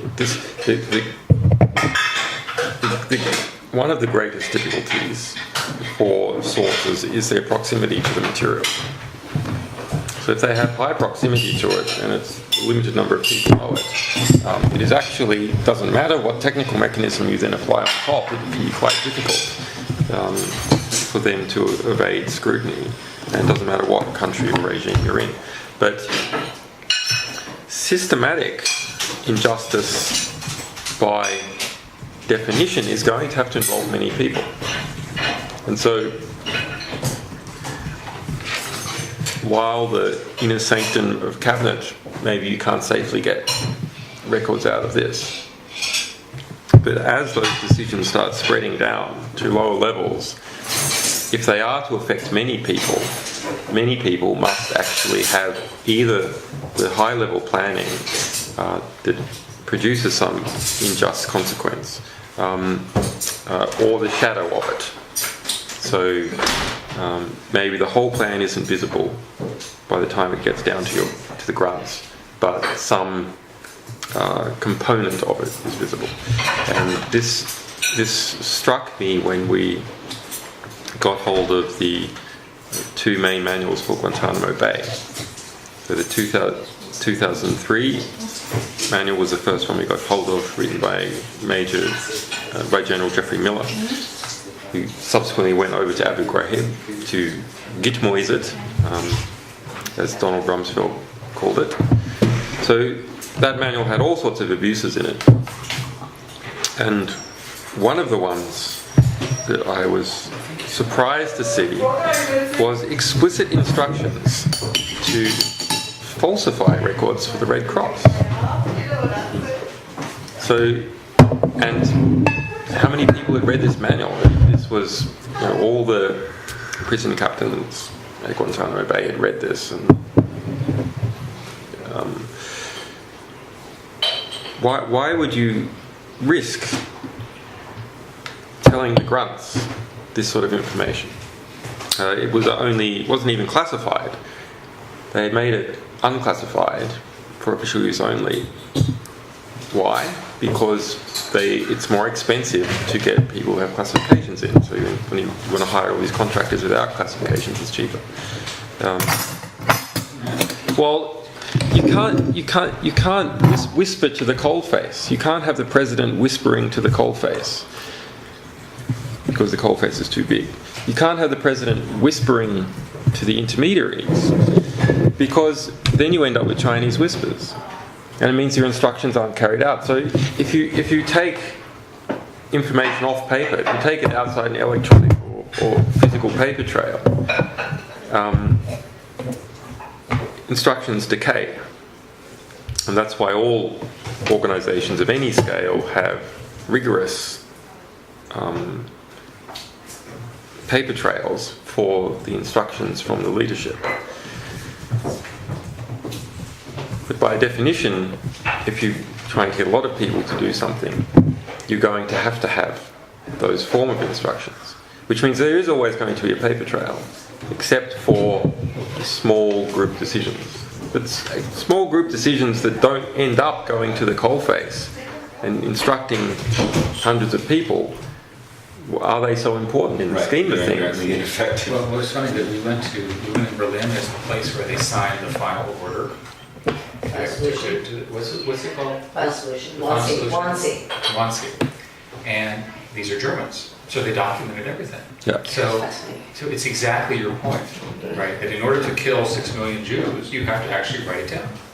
Well, it's a big logistical process. Absolutely, and many people need to be communicated what the procedures were and so forth and so on. And here are the pictures of people, the signatures and so forth. Minutes of the meeting. I mean, it was like seriously chilling. Well, This is the banality of evil. yeah. But this is one of the first things, sort of internal arguments I had with other people in 2006. Well, okay, you have a good get. You expose some organisation and show it's been abusing something in some way, and it just takes everything off paper for the next thing it does. Can't they just take everything will go to oral forms and so on? No, it's not going to happen, because if it does go that way, fine.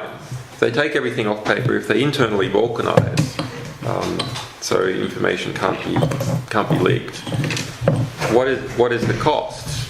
There's a tremendous cost to the organisational efficiency of doing that, and that means this abusive organisation simply becomes less powerful in its struggle for economic equilibrium and political equilibrium with all other organisations. This is the inverse of your argument about empowering the dissidents in Egypt.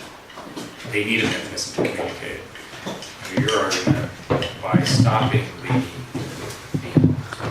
inability to coordinate at this level, That's right. the inverse of my argument. Yeah. Literally the inverse of the first one. Yeah. So Your argument would be you have to take those tools away. yeah. Well, I say they take them away themselves in a way.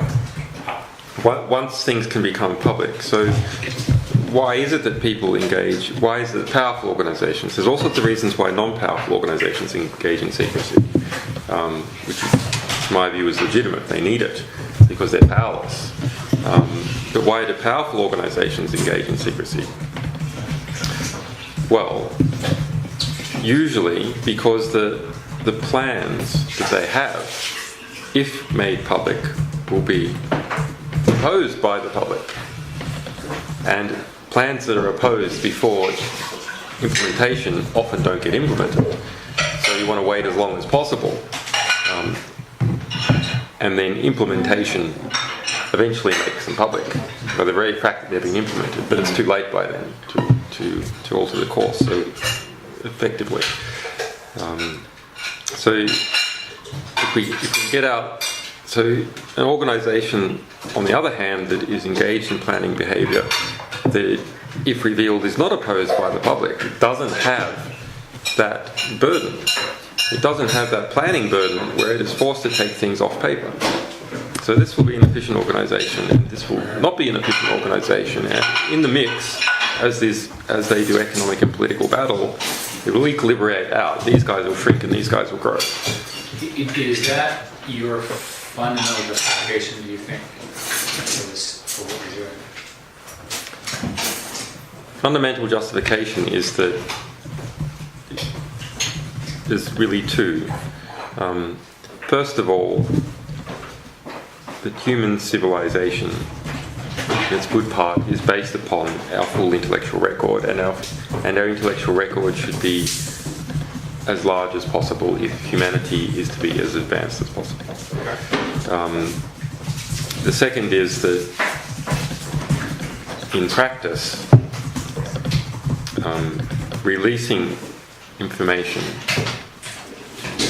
is positive to those engaged in acts that the public supports and negative to those engaged in acts that the public does not support. It has a self-restraint. Yeah.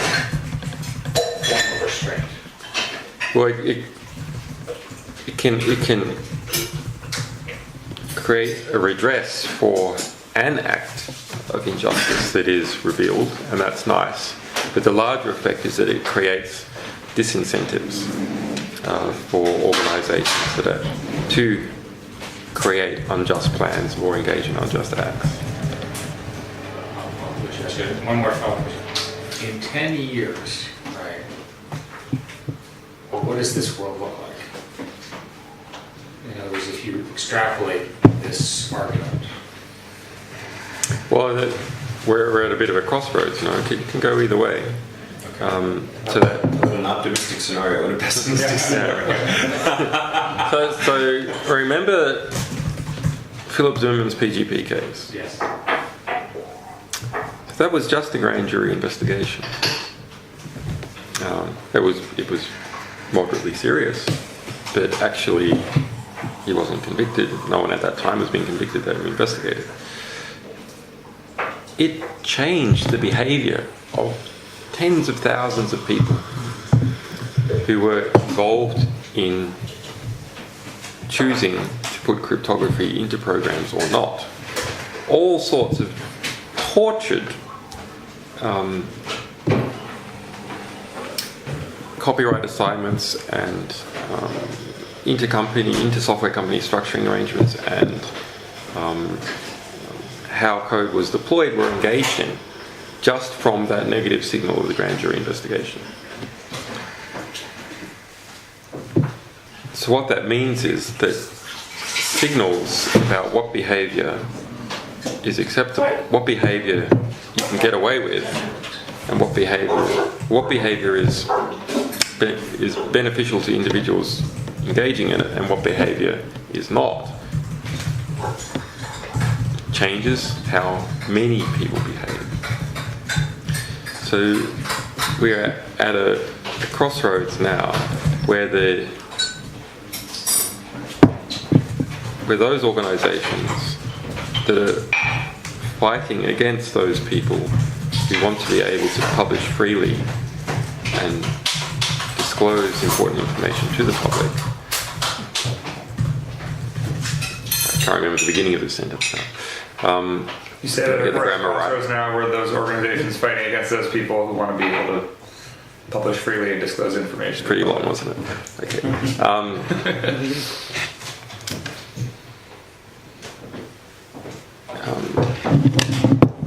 Could produce, if successful, a signal which discourages everyone almost everyone from engaging in those activities. Or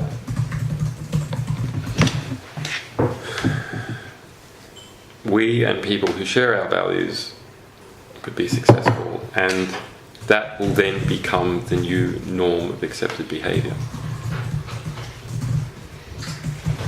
And what are the necessary conditions for that to occur, the latter? I can easily imagine the necessary conditions to perform. Everyone gives money to Wikileaks. That's the I didn't even hear you. Everyone gives money to WikiLeaks. Are you taking Bitcoin? yes. So it's quite interesting to know whether if people read this and then act, will their action be enough to change the result? So that is why we had a very interesting period that I think actually we were literally at this crossroads, and a little bit more push to one direction or another could change the outcome a lot. So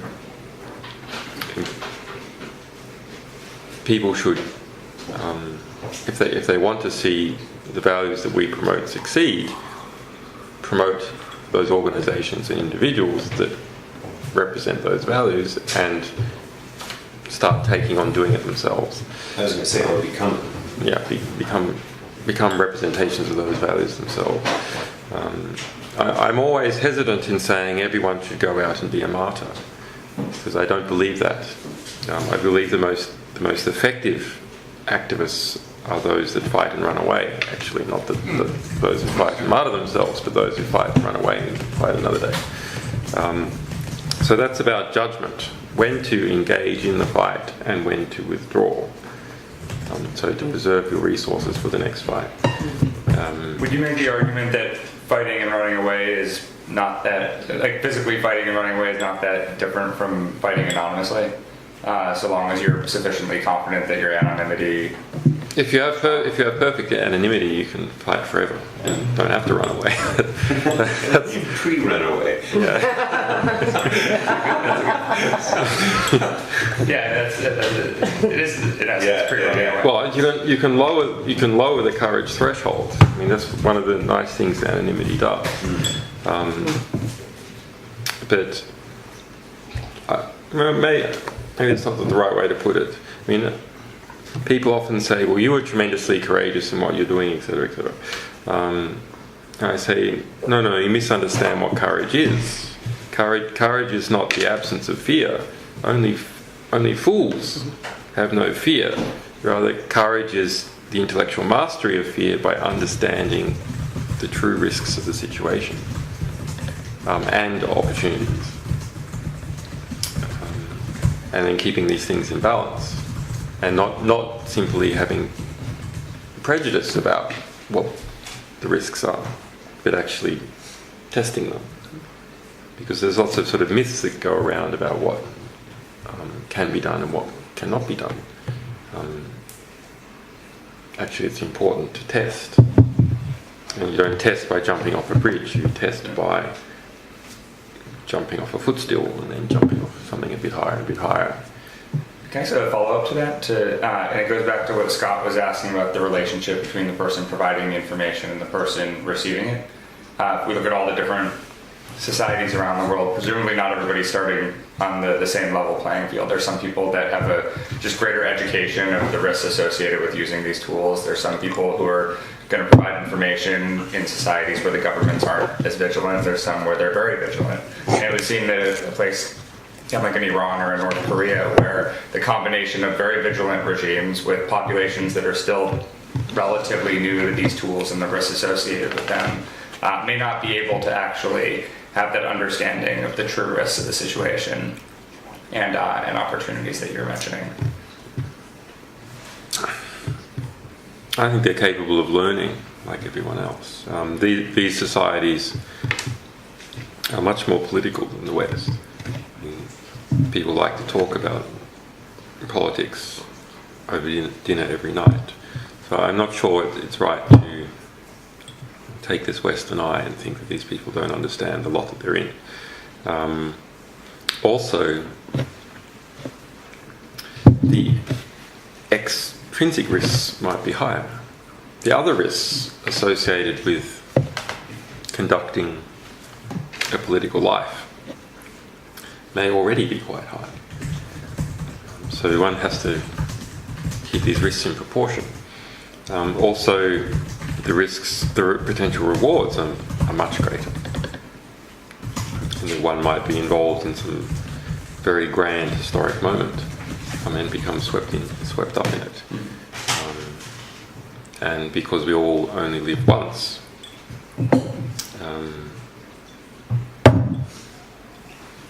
we all suffer the continuous risk of not having lived our life well every year. Every year that is not used it's 100% wasted. It's not a risk of that, it's a dead bet. As an aside for you, so I was with Warren Buffett, and it was 78. And I said, what are you up to? He said, this next year will be the best year of my life. It's okay. I need to go to the restroom. Just go upstairs. Awesome. And so I said, okay. He's obviously playing with me. So we figured it out. That if you're 76, the next year is going to be the best year of the rest of your life. Because at some point, there's going to be a year where it's not going to be so good, and then you're going to be dead. And so I love that, right? This next year is going to be the best year. Julie, how do you feel about the photographs for the book? Do you mind if I take snapshots of you guys just working? How do you... You can see them. But they're up to you. I would just take like shots this way and maybe shots that way. Who doing what exactly? You guys talking, just conversation. That's all right. Yeah. Using my X95 camera. Yes, exactly. It's a very high-tech operation. Just don't say anything anti-Semitic in the next few months. Anti-Semitic. We would never say anything anti-Semitic. No, just the last this Russian journalist came over and took a photo with me, and then he's a sort of, his name's Israel Schmi, actually. He's as Jewish as can possibly be, but he converted Russian Orthodox and is very, very anti-Judaism. And so he then put this thing out in Russian Reporter or something with his photo with me, and then I started to cop it, like in the most unbelievable way. You and I both understand the costs of negative publicity. This is just a joke, but I know you have been well tested. I am very well tested. Very well. We're going. It's not supposed to be staged. I know. Try to look proper. Get your act together. Now you messed up my picture. Oh, sorry. Okay. Anyway, one of the other sort of. One of the criticism that is constant is that damage has occurred because of Wikileaks. I can't find it yet. Do you have a reason? Well, it's a rhetorical trick. Okay. So you understand why I'm asking? Yeah. There's I'm trying to understand the case against your vision. Yeah. Obviously, we're sympathetic to it, so. Up until collateral murder, we were a cause célèbre in the United States. Actually, we're still a cause célèbre, but it's in a smaller libertarian or left-wing or libertarian right-wing community now. But and across, according to Reuters, across 24 countries, we have over 3/4 support of the general population of 24 countries. It's the worst in the United States. So we have support over 40% of the population, which is pretty good actually, considering what's been happening. So, as a result of embarrassing the US military and the diplomatic class, we have had a counterattack, and that counterattack is significant. This is a very significant power group, and it's a power group that is not just at the top of the White House. It's not just a few generals. Rather, it is all the people connected to and profiting from that system, and that's about a third of the US population. So, all the way from Chelsea Clinton down to someone in the gutters of San Antonio whose brother is deployed in Iraq. There are 900,000 people in the United States with top secret security clearances at this moment. There are 2.5 million that have classified security clearances. If we go back over the past 20 years and ask how many people had security clearances, maybe it's 15 million. If you then go and look at all their spouses and business partners and children, we're looking at something like 30% of the population of the United States is 1 degree removed from that way of living and that ideological structure and that patronage system. So it's quite difficult in the United States to say something that is against that system. And the New York Times has found to its peril when it tries to speak out against it. And so in its relationships with us, when it published material, had to react very defensively in a way to someone outside the United. I think even traditional US journalists think this. It is sickening to see a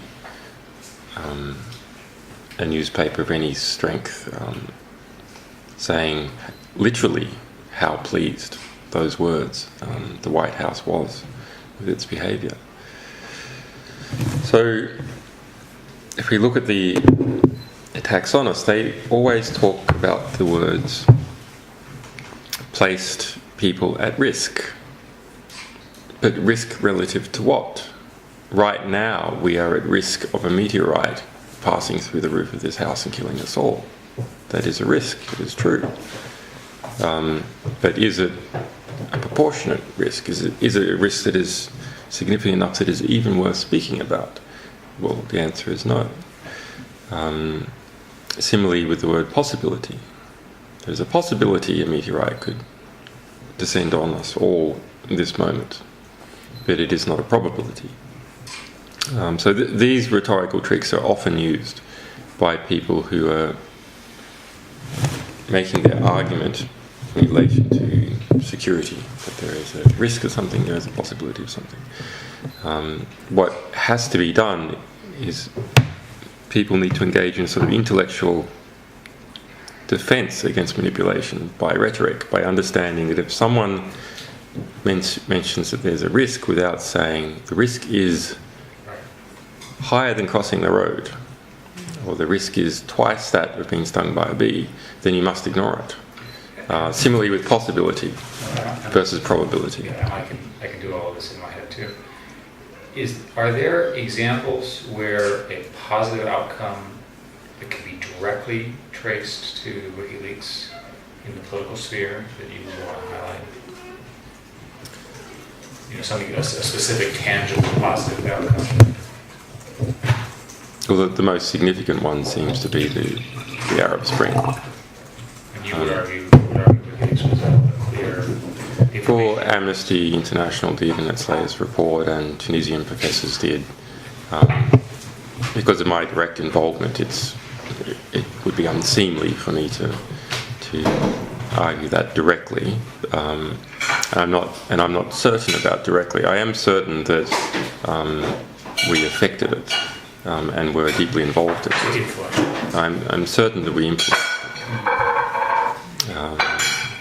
And that's that is really something of great moment. Something I am certain about is that we changed the outcome of the Kenyan election in 2007. There's been many ministers whose scalps we've taken, and people being forced to resign, and so on. Those are concrete and clear actions. And one might argue that they're positive if you didn't like the guy, and you would argue that they're negative if you did like the guy, so I don't really want to mention those. Yes, if I go back to your earlier argument, that the effect on a single individual is not the actual goal.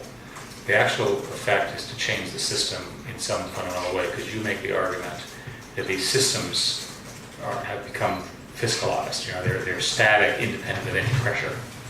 And so an example of a truly large influence would be a revolution, right? Well, it's something that is... You can make many large influences without these sort of dichotomatic events. But the dichotomic events are easy to... binary events are easy to talk about, and it's provable. It's a marketing problem. You want to have a marketing story. Yeah.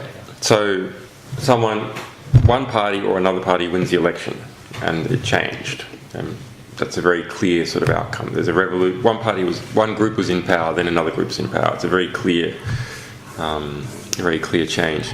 I suspect the other changes that we have had, such as liberalisation of the publishing environment, I suspect is actually the most significant one that we've been involved in, and something we've pushed for many years. There's no way that what we did last year we could have done 4 years ago. It would not have been possible. How come, technologically, or in terms of... Technologically, it was all perfectly possible. The difference is a shift in status quo. Wikileaks became the status quo. So, and that wasn't always so. During the first 2 years, we were battling for whether we were something that was acceptable to be on the internet or not. After 2 years, and especially after the Bank Julius Baer case, where we were involved in a big legal case in San Francisco. On the one hand, us; on the other hand, the largest private Swiss banking concern, Bank Julius Baer, that was trying to shut us down, which we conclusively won, and cost them their US IPO as a result. That sort of sent out a signal that there is a place in the world for a publisher like WikiLeaks. And then we started to cement that place as time went by. And now we have really cemented it, because we had a case where the Pentagon stood up in public and gave a many times actually, but back in October gave a 40-minute press conference with their spokesperson Jeff Morrell, saying that WikiLeaks must, and me personally, must destroy everything we had previously published, being derived from the Pentagon, destroy everything we were going to publish, and cease dealing with US military whistleblowers.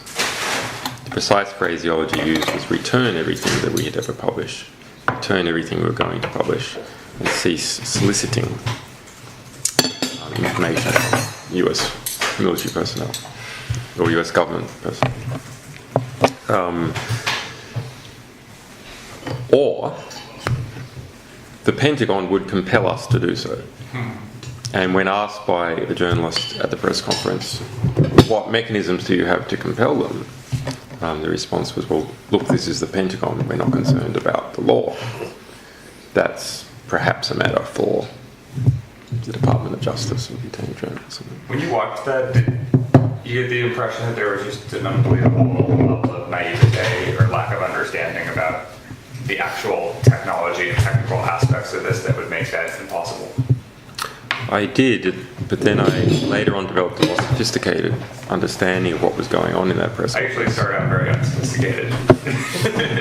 So what was actually going on is this was a carefully. I mean, it seems ridiculous. Why would the Pentagon act like a victim? Why would they look so ridiculous and powerless? Why would they give a demand that they were not capable of fulfilling? It would make them look weak. It was a carefully constructed legal message designed to embroil us in the US Espionage Act. It was a notification, like you see in the newspapers. We demand that you do this. This is the type of information. It will cause grave harm to US national security. We make it a press conference so we can argue that all those Wikileaks people have seen it. Then the next thing they publish, they will demonstrate intent. So despite the fact that they have been informed that is this, and this, they did it anyway, therefore they have an intent, because you can't accidentally commit espionage.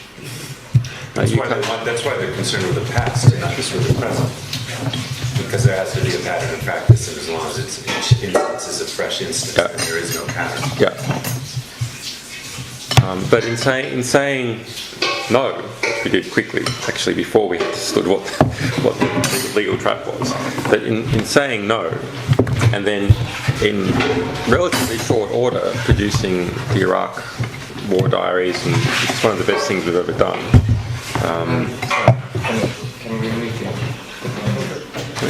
What about okay.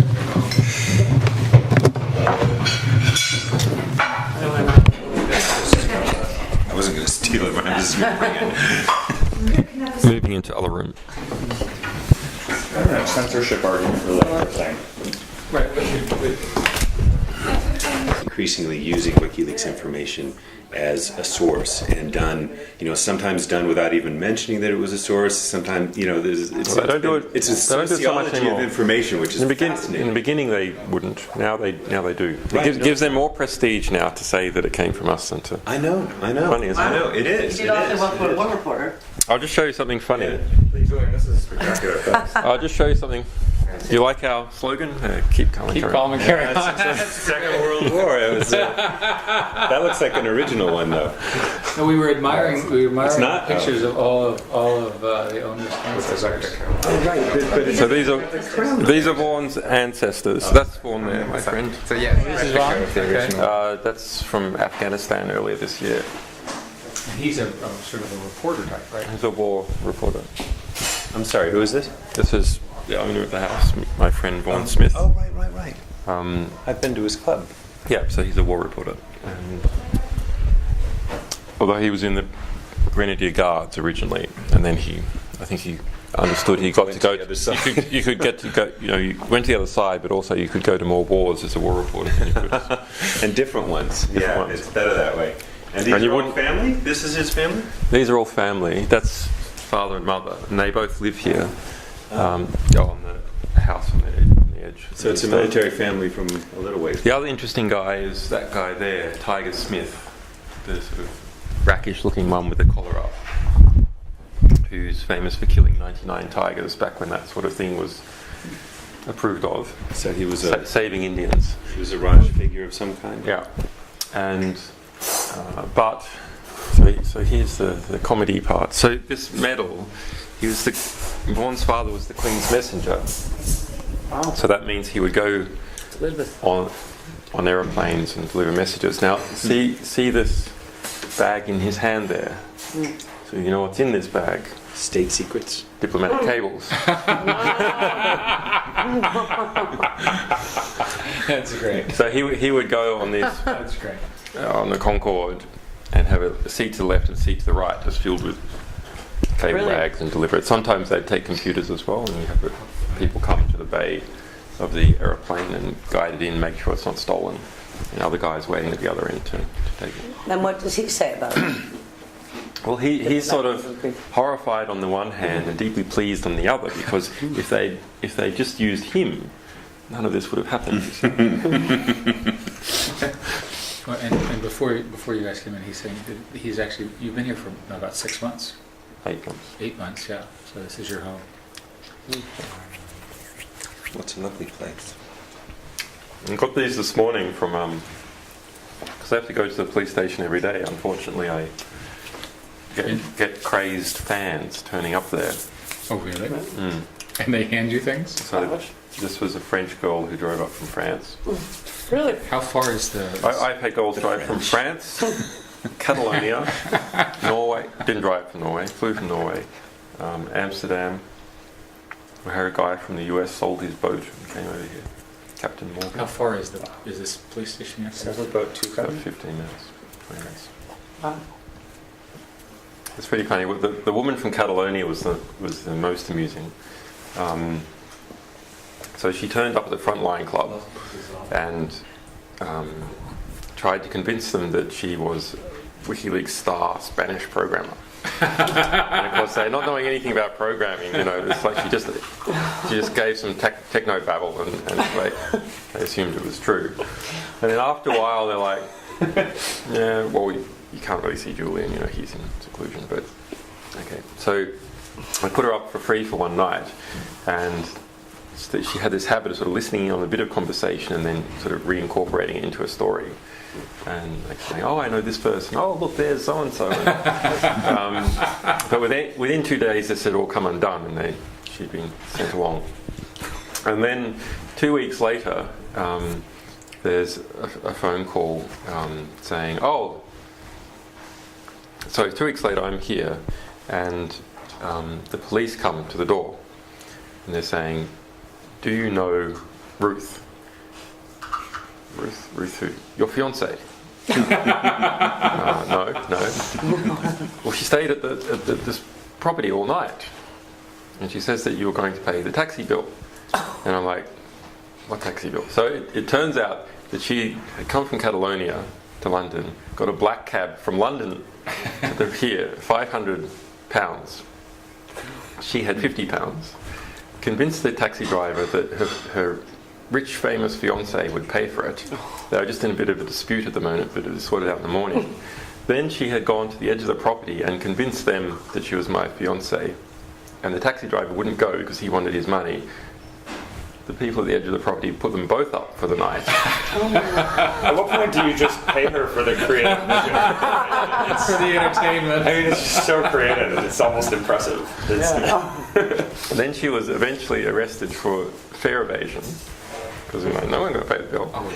Bailed to appear on February 14, Valentine's Day. With bail conditions that she couldn't appear in Norfolk, so she flew back to Catalonia. But then we see that on her Facebook page she's still going on about how in love she is, and that these terrible women that lived here prevented her from coming in contact with her. Oh my goodness. Proving that everything on the internet is absolutely true. Every single fact. Especially Facebook. Especially Facebook. Everything is true.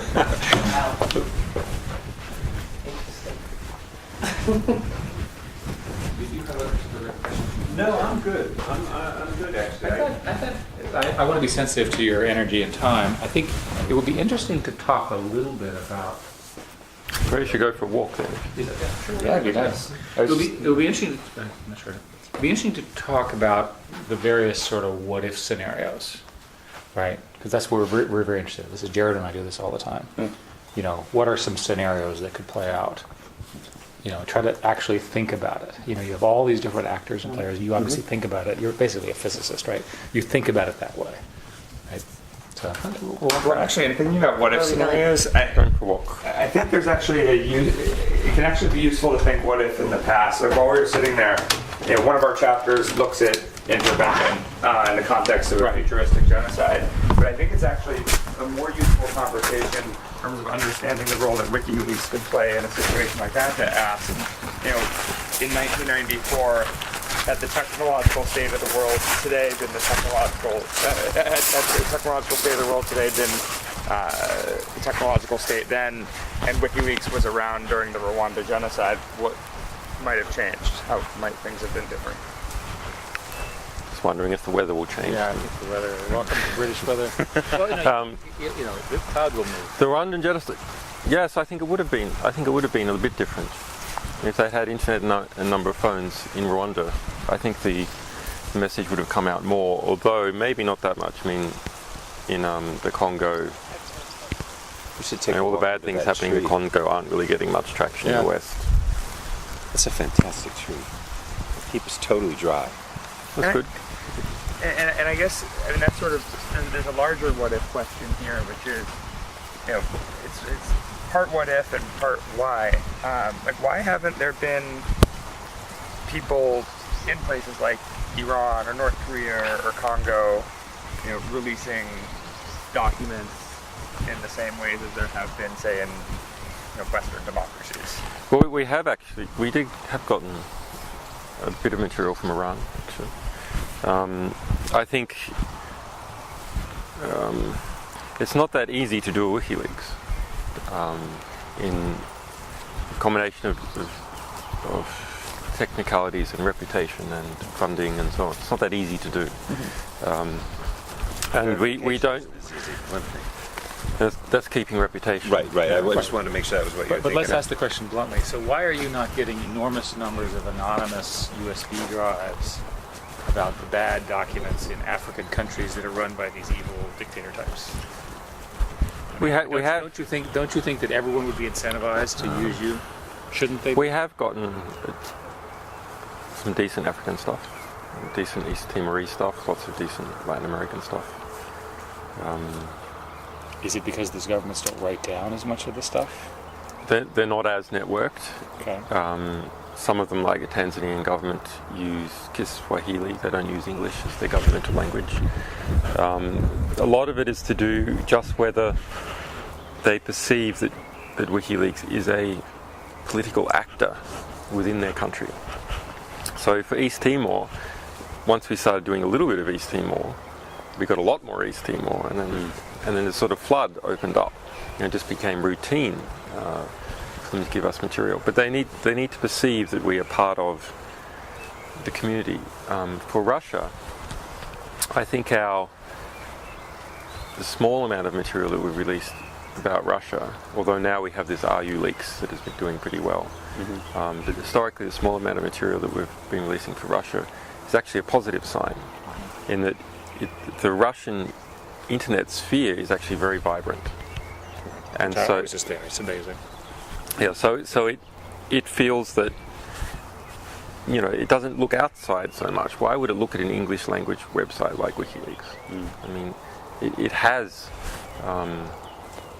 its sort of non-profit activists, journalists, and opposition and so on, all in that internet sphere, which is relatively free compared to Russian TV. So they don't see that they really need this other avenue.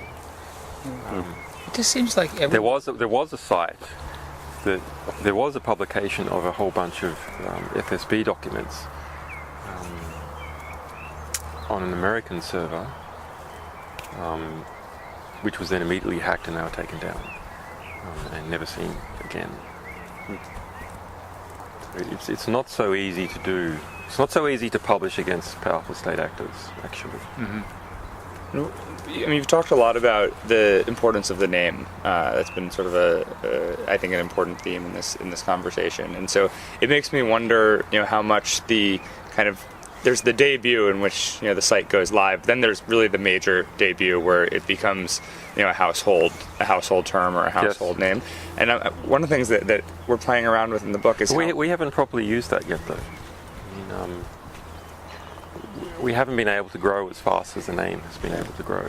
But even so, people know what WikiLeaks is, and I wonder, had the first batch of documents that you received been from, say, an Iran or from a North Korea, and released, if the world would have looked at it as a whistleblowing platform. It did. The world did up until we started producing a high volume of US military stuff. We were producing thousands of pages of US military stuff back in 2007. And nobody noticed. That's interesting. Because of collateral damage videos. Well, people noticed the Guantanamo stuff, but not to the household name. We were a journalistic name pretty quickly, actually. And in the techno part of the human rights community, we were named pretty quickly. And we were in the internet educated German and English speaking publics, especially towards the crypto security end, we were named pretty quickly. So for example, when we did a fundraising effort at the beginning of 2010 to May 2010, before collateral murder, we raised $1 million. So, for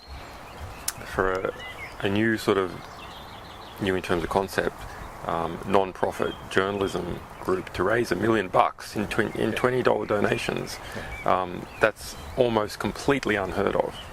And we were doing that before collateral murder. So collateral murder made us into a worldwide household. No, not even collateral murder did, actually.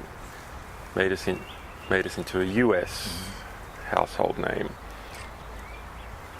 All these things started to stack up by the end of the year, and really it was the Pentagon's attack against us and the Swedish sex case, funnily enough, that then made us into a worldwide household name with 84% name recognition worldwide.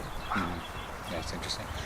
Do you, so on the assumption that the current legal stuff is all resolved, the next few years are WikiLeaks. What happens with WikiLeaks? It becomes, I mean, again, we want to talk about, I mean, for us, T equals 0 is a year from now, right? So thinking a year from now, like the next year, does WikiLeaks just become bigger, more donors, more technology? You can change it in some way? But there's lots of changes. I think this idea I have about how to structure intellectual information is important, and we will overlay that. So that's actually part of your plan that you're talking about. Okay.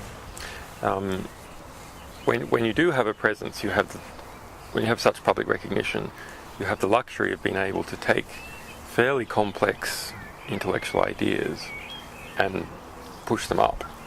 Like that would normally take a long time to sort of organically get traction, like some with Sunday with Java as an example. So it would take a long time to organically get traction, but you can put your weight behind them and push them up.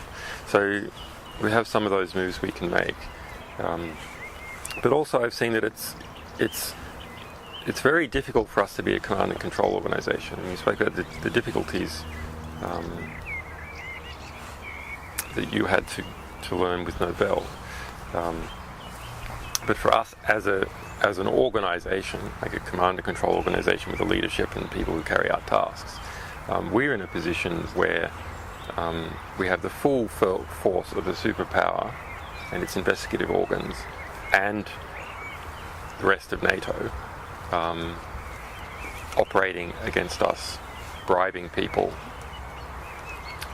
monitoring communications, etc. So that means that for us, any little psychological weakness in our people, any friction between our people can lead to those forces plucking them off. Oh, you could be infiltrated even. Yeah. I mean, in theory. Or infiltrated. The plucking off, I think, is a bigger problem. But no, but I mean, yes. But the forces opposed to You're right. The infiltration. No, but the forces opposed to you, they will think, okay, this is a foreign actor. Let's send our agent in. Become a member. Discover all their secrets. That's right. Think, I mean, we are aware of that problem, and so we investigate people and all this stuff. So, but what that means is it has tremendously slowed down our growth, because you can't just put an ad out and say we want you to have these skills and come into the office. It is absolutely impossible. So growth is constrained in that way. But there's another way of leading, and that's leading through values instead of command and control. And when you lead through values, you don't need to trust people. And values, and the number of people who can adopt a value, there's no limit on the speed of adoption.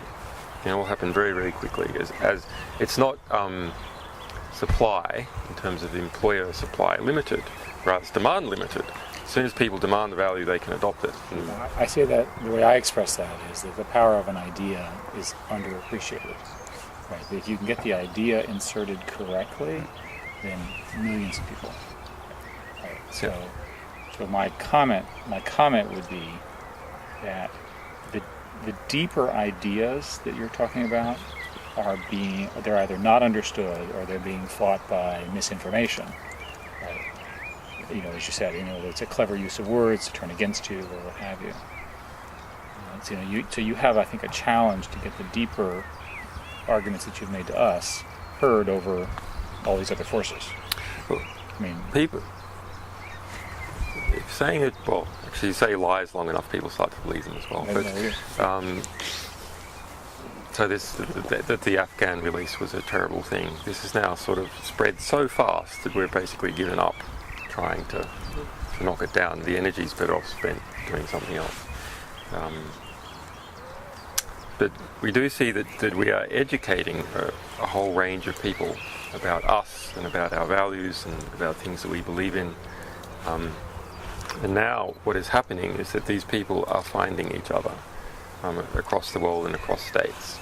And so we are creating our own computational network of human beings that we can think in the same way, that sort of on a point-to-point basis can trust each other. And so we started out last year in a position where we had this big confrontation with the State Department and the Pentagon at the same time, where one of our few claims to success is that we've managed to get the Pentagon and the State Department to cooperate. Where they as internally were highly organized. They have their contact sheets, they have an internal mail system, and they have a command and control structure where they can task people and recruit resources for things. And they have people available to spend on us. Maybe there's 10,000. So that's, in that particular case, the people that are pushing against us. On the other hand, on our side, we have millions of people around the world who support us and support our values, who are, on the other hand, traditionally completely atomized. There's no command and control structure. They're not able to effectively coordinate with each other, and so on.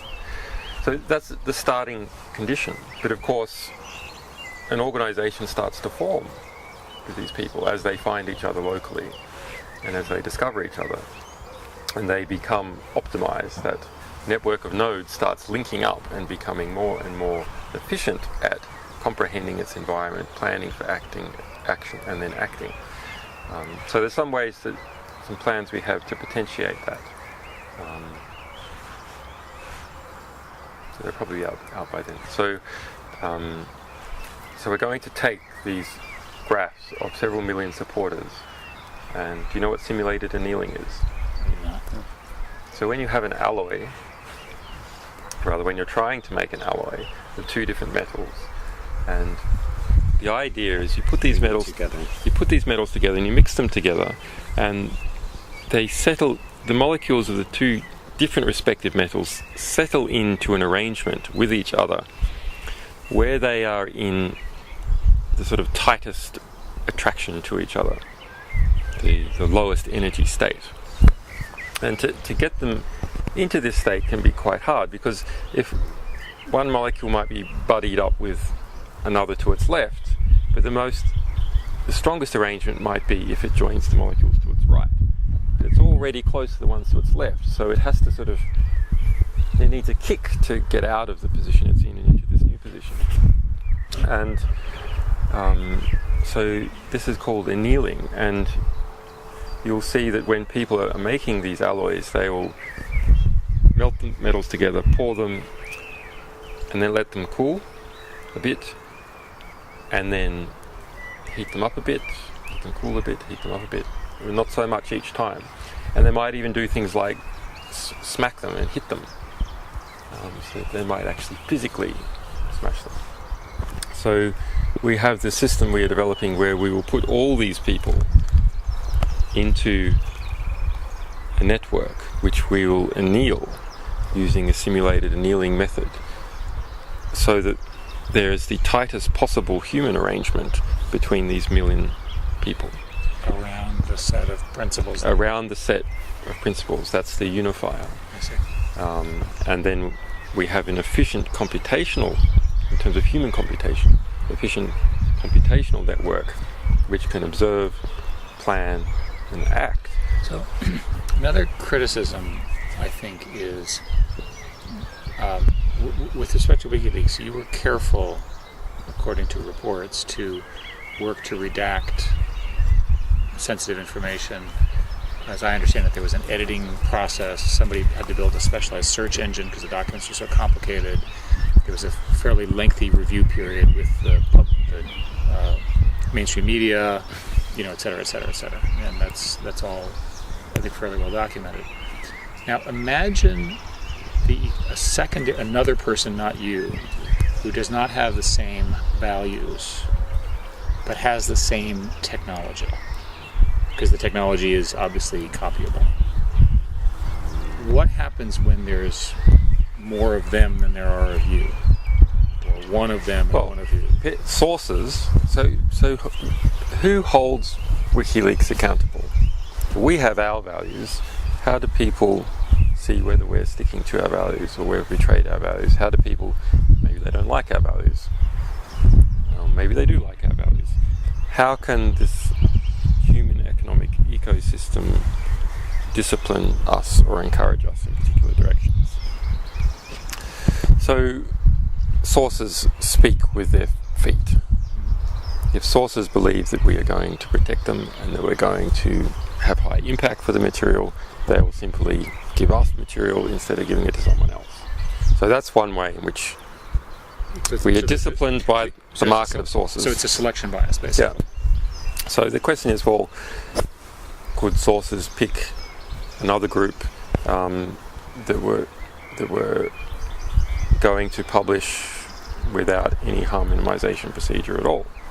Well, the answer is yes. But one has to understand the primary reason we engage in harm minimization procedures.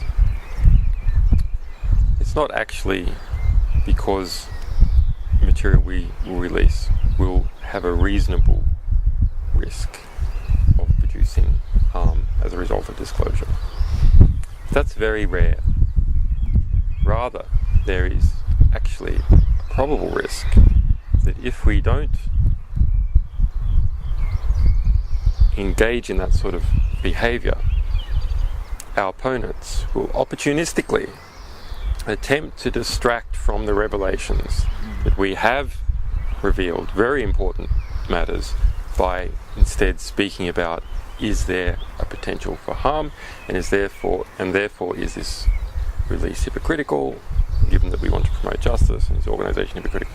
So a lot of the procedures that we engage in, it's not merely to try and minimize risk to people who might be named in material. Rather, it is to minimize risk that opportunists will reduce the impact of the material when it's released. So it's part of the impact maximization that we're doing, is to prevent this type of attack on what we publish. So from that point of view, intelligence sources will understand that we do that in order to maximize impact. Now that said, we do not permanently redact anything. We only do delayed redactions. So we delay until the security situation has changed and we can release this. And I think that is an important difference to what... So is it fair to say, I'm not trying to put words in your mouth, that eventually the things you redacted will be they will all be made available? All be made available. But that's a different question, actually, I think, from what you were asking, which is, what if the same process and technology... So I'm getting to that. But it disturbs me greatly. It is and we have all sorts of other projects about syndicating our submission system to third parties and so on. But it disturbs me that we are redacting at all. It is a very, very dangerous slippery slope. Now, I've already said that we go through this not merely to minimise harm, but for political considerations, to stop people distracting from the important part of the material by instead hyping up concerns about risks. It's a pragmatic decision. It's a more than pragmatic, value-driven. tactical decision to keep the maximum impact there instead of having it being distracted against. So, but that is us already engaging in a rather dangerous compromise. Now, it's not nearly to the same degree of the newspapers, because we've done this collaboration with them. We can see that it's just appalling. I mean, we released these results of the analysis of their redactions versus what actually needed to be redacted. It's extremely interesting. So there was a difference. There was a difference of view on what needed to be. I mean, they have the Guardian redacted 2/3 of a cable about Bulgarian crime, removed all the names of the people who had infiltrated the mafioso who had infiltrated the Bulgarian government. Removed a description of the Kazakhstan elite, saying that the Kazakhstan elite in general were corrupt, not even a particular name, just in general.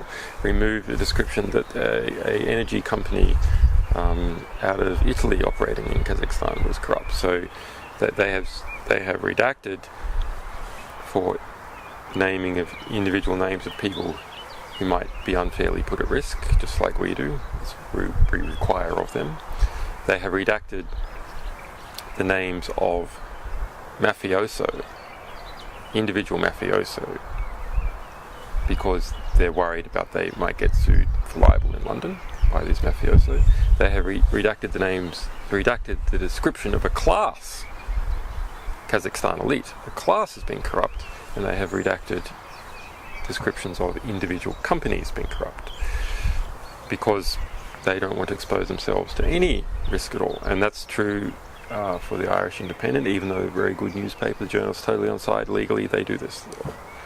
Incredible self-censorship across the board, and they don't admit doing it. They don't reveal the fact that they're doing it. So we don't want to go down that path. I'm sure all these groups also started out as, no, we will just do these little redactions, and then economics comes into play, and then why take the risk, and so on. And so you end up with a system of self-censorship, and it's embarrassing to do it, so why tell the public that you're doing it, but you're not telling the public you're doing it, so it gets easier and easier to do every time. If we look at email, who censors email? No one censors email. We look at a telephone call to your grandmother. Is there a censor there sitting on the line determining whether you are about to say something bad to your grandmother and cutting it out? Of course not. The postal system, are there people opening envelopes to see whether you're sending something bad? No. YouTube, a priori, is anyone sitting there reviewing every video before it's posted? Let me give you the technical answer so you make sure you know it. We can't review every submission, so we basically, the crowd marks it if it's a problem, and then there's... But post-publication. Post-publication. So once it's out, people can take copies and it could be spreading everywhere. And what happens is the takedown, we get into trouble because various players want us to do pre-publication review. But with 48 hours of YouTube video coming in every minute, we can't mechanically do it, right? So there is, if somebody posts something wrong or evil or a violation of law, or whatever, there is a gap, hopefully short, between the time it's published and then marked for further review against our policies. And the policies are well specified in the document. Yeah.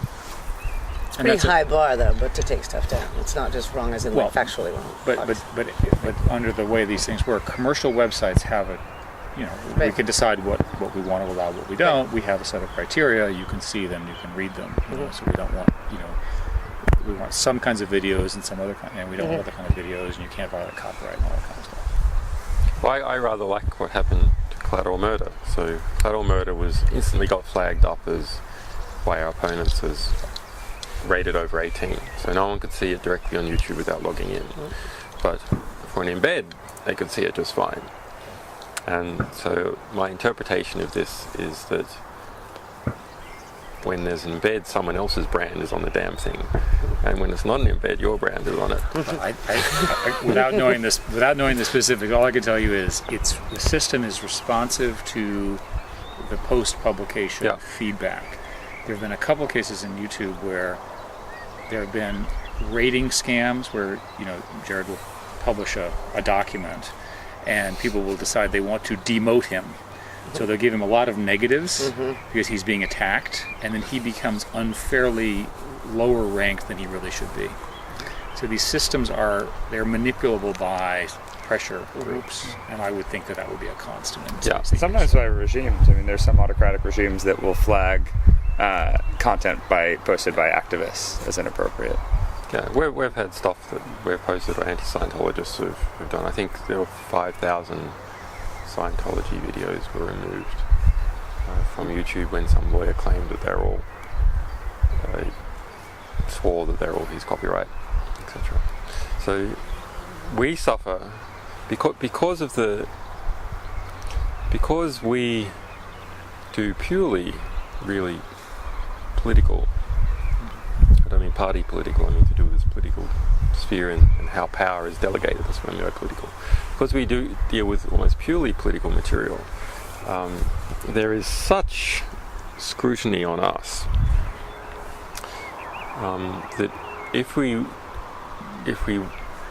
at least at this moment, if we were to go to a publish first, pull later, they would go, oh well, it's too late. You put it all out there. Now there's 1,000 copies. Again, you have a different model, right? You require human editors. Well, it's a problem though. It is a severe problem because it means in terms of scalability, things are very hard for us, and so that's why we have this new syndication system where we're syndicating the editing to various non-profits. But you're fundamentally outsourcing the human judgment. Yeah. Because it's not possible today to write computer algorithms that would do this stuff. Well, I think that this human judgment actually is more. Yes, there is some cost to publishing without vetting, but actually the problems of vetting before publication are so severe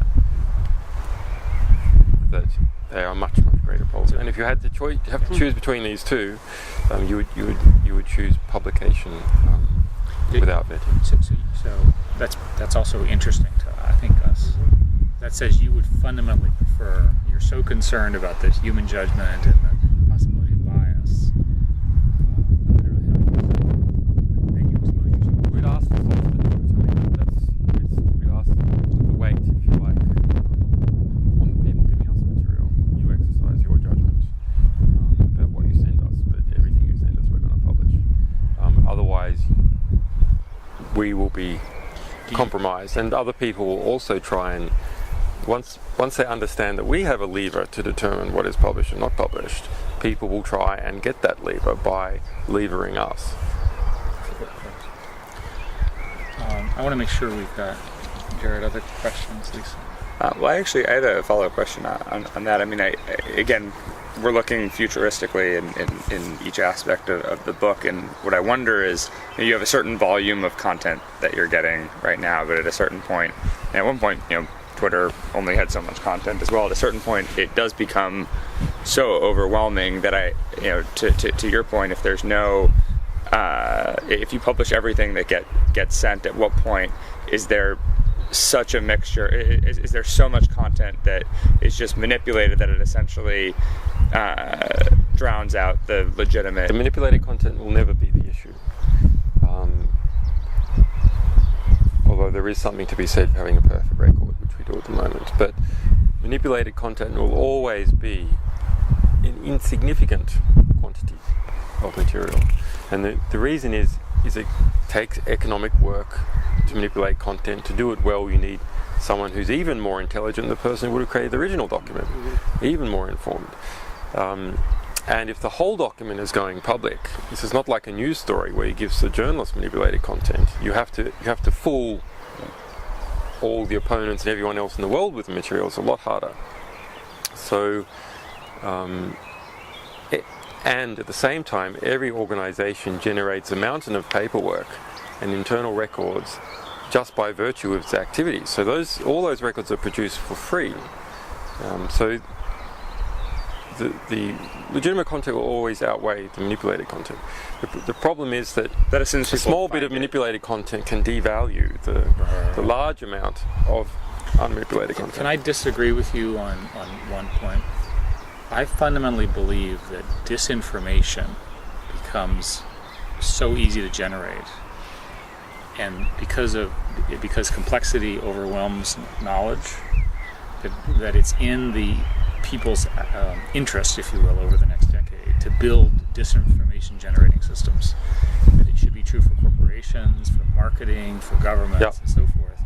And it just makes the job for a legitimate journalist that much harder, right? Because there's just and you know, your answer earlier was that this is fundamentally a trust problem, which I think is roughly correct. I would argue that it's fundamentally a ranking problem, but ranking is based on trust and other algorithms. It's the same conclusion. But I think it's not, in my view, correct to say that there will always be more sort of tactically correct information than a small amount of manipulated. Perfectly reasonable that the actors will see that computer, AI systems can generate a lot of false stuff. You're well aware of, the projects to write papers by computer Yeah, I've and seen things those. like I've that. seen those. I mean, it's Everyone always better. thought that we'd get flooded with those. It never happened. You've not. But do you think It you? never so happened. I guess We have had literally, if you exclude the nutters going on about how over a garden party one night 12 years ago, speaking to his ex-wife with a pot plant in between them, she told him that he was the Antichrist, and he understood it was true. If you exclude those cases, which we get a fair bit of, the genuine attempted frauds, there have been about 20. It's extraordinary. It's But what- almost nothing. No, but let's argue. You could make an argument that that's a statement about altruism and good, and that the steps required to actually manipulate are hard enough that you have to be pretty badly intended. Yeah. You have to. The threshold for doing that's pretty high, right? In other words, So what's the closest? It's the pump and dump scams and stocks. I guess that's the one that we see Yeah. fairly frequently, and where they've pushed things. They've done it as gifts, and they even have things to evade OCR recognition on emails. I mean, in Google's case, we see lots and lots of link farms, which are attempting to manipulate our Yeah. rankings. I know we detect what we're seeing now. We're seeing HB Gary, this intelligence contractor, high-tech intelligence contractor, was hired by, was asked by Bank of America to submit a tender, and we got hold of their copy of the tender. We don't know who ended up taking the tender to take us down, and the quote was $2 million a month, and they would spread disinformation, and they would hack this, and they would target our journalists, and they had network maps of people who supported us, and they would leverage their careers and self-interest versus their ideology, etc. So that's there, but I mean, disinformation has always been there. I'm not sure why it should increase relative to the information increase we're seeing everywhere else. But this, by the way, is this is a fundamental argument against something you and I talked about earlier. We do actually need to resolve this. Right. Does the rate of disinformation Don't mind us. arm wrestling maybe? but I think there's more. This is actually one of the most interesting. And the whole conversation's been fascinating. But this last piece is really interesting because it plays into how Eric and I are thinking about, and Scott are thinking about these chapters. It's like, imagine 10 years from now, or imagine 15 years. So, for the purposes of argument, let's imagine 10 years from now. It's very easy, not just for a large group of people to sort of create fake documents, produce them in mass, and distribute them in mass. Let's assume a single individual has that capacity through the technological platforms they have. You won't have Julian Assange saying it's true. So assume that they, or whoever. But he's making a more fundamental argument. He's saying that humankind does not organize itself that way. That there's enough barriers that the moral choice, if you will, of me acting to do all of that tends to limit the amount of it, because otherwise there would have already been a lot of it. So let's assume a government then, which would have the reason, the motivation to potentially do Do they do all that now? I mean, the strategic communications propaganda arm of the Pentagon costs something like $6 billion a year. But has anyone done it through you? In other words, government versus government using WikiLeaks is We don't care if it's true. as a laundry. Like if it's true information, we don't care where it comes from. Let people fight with the truth, and when all the bodies are cleared, there'll be bullets of truth everywhere. That's why. Then that does take your editorial capacity just back to verification. Right, because it's different than just saying It's we'll a different publish slippery everything. slope, but it's still a slippery slope. No, I think it's not at all. I think it's the whole intent. Let people fight with the truth. I mean, But they have to have, the argument is there has to be a choice algorithm. You have to have some way of knowing that you're dealing with a legitimate source. Right. Right, And no, the I source understand needs to that, but have- that's why the and source ecology can choose the right, publisher. but that's why the ecology is biased against any society where you can't verify. Then those people are left on their own. WikiLeaks can't help them. WikiLeaks just says, when you get a good verification system, then we're good. Otherwise, good luck. Well, whatever. They're verifying documents, they're not but you have- facts. No, they're verifying It takes us sources. back to the They're not noise verifying- No, we don't verify It's not sources. just We in the context of verify. revolution that technology generates noise. The documents are official Yeah. documents. Right, They're going to they're- be faced right, with they're more noise official in the future. And the documents, question which doesn't You do mean- a part isn't whether verifying human beings sources that you can't. prefer truth over fiction, but whether or not they can find the truth. But it's also And not that's all the verifying fiction. facts. But that's the core So question. it's not Yeah. about. It's not about verifying facts. Right. What's no? That's Well, that's Me on this. that's another argument. we have published. It's about verifying documents, not verifying truth. Exactly. No, We have published all the fake documents that we have received that were interesting. We published saying that they were fake. Like wiki forgeries. There's not that many to bother with, but because they're not fake in a meta level, they are true forgeries, right? So They're interesting in and of themselves. they're very, very interesting in and of themselves. And so one was attempt to influence the Kenyan election by saying that the opposition had signed a secret agreement with the Islamic minority to introduce Sharia law across Kenya. Sounds ridiculous, but actually it was carefully constructed. So how do you know if they're forgeries? Well, that one was hard because that was a carefully constructed document. But we checked signatures and we found the real one, etc. That was hard work. Usually, it's not hard work. But it requires human capital to do, right? Usually, someone makes an elementary mistake, and there's also incentives for giving us. It's pretty disincentivizing to send us a forgery because we're perceived as being quite good at detecting them, and we make the whole document public. So why wouldn't you just give it to a newspaper? They don't make the document public, and you're dealing with people who don't have expertise in that domain. It's a lot easier to overcome them. But anyway, this bigger issue you're talking about of let's say you don't have authenticators like us. Authentication is hard. We can't authenticate the amount of material we're getting in. So we've thought about ways to deal with this, of having a great big mesh of people and information flowing through it, and different people adding their authenticators to it as it flows through, and trying to somehow to distribute and delegate that. And that might pan out. But what if everyone was simply just publishing? Everyone was publishing anonymously, and you had no authenticators. What would happen? Well, to begin with, you just have a flat structure. Right? It's a completely flat structure. Information there. Let's say it's all just addressed by hash or something. So you have this no structure at all. Actually, there's this document, and there's that document, and that document. And so you'll have people who want to influence making robots that put a whole lot of garbage everywhere. But it's not tied into any structure. So actually, how does anyone get to anything? Do they hear it from their friends and they go and look at it? They link it into their web pages? It creates an influence graph of one kind. Yeah, so there's some kind of influence graph.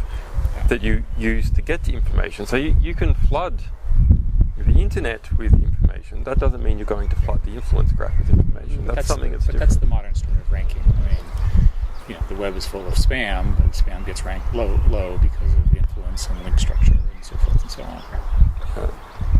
I think we should see if we can finish up. Okay. As the sun is coming on out. How do you know if you won? 5-1. Yeah. That's the best question of the day.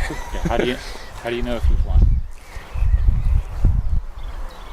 Well, it's not possible to win this kind of thing. This is a continuous striving that people have done for a long time.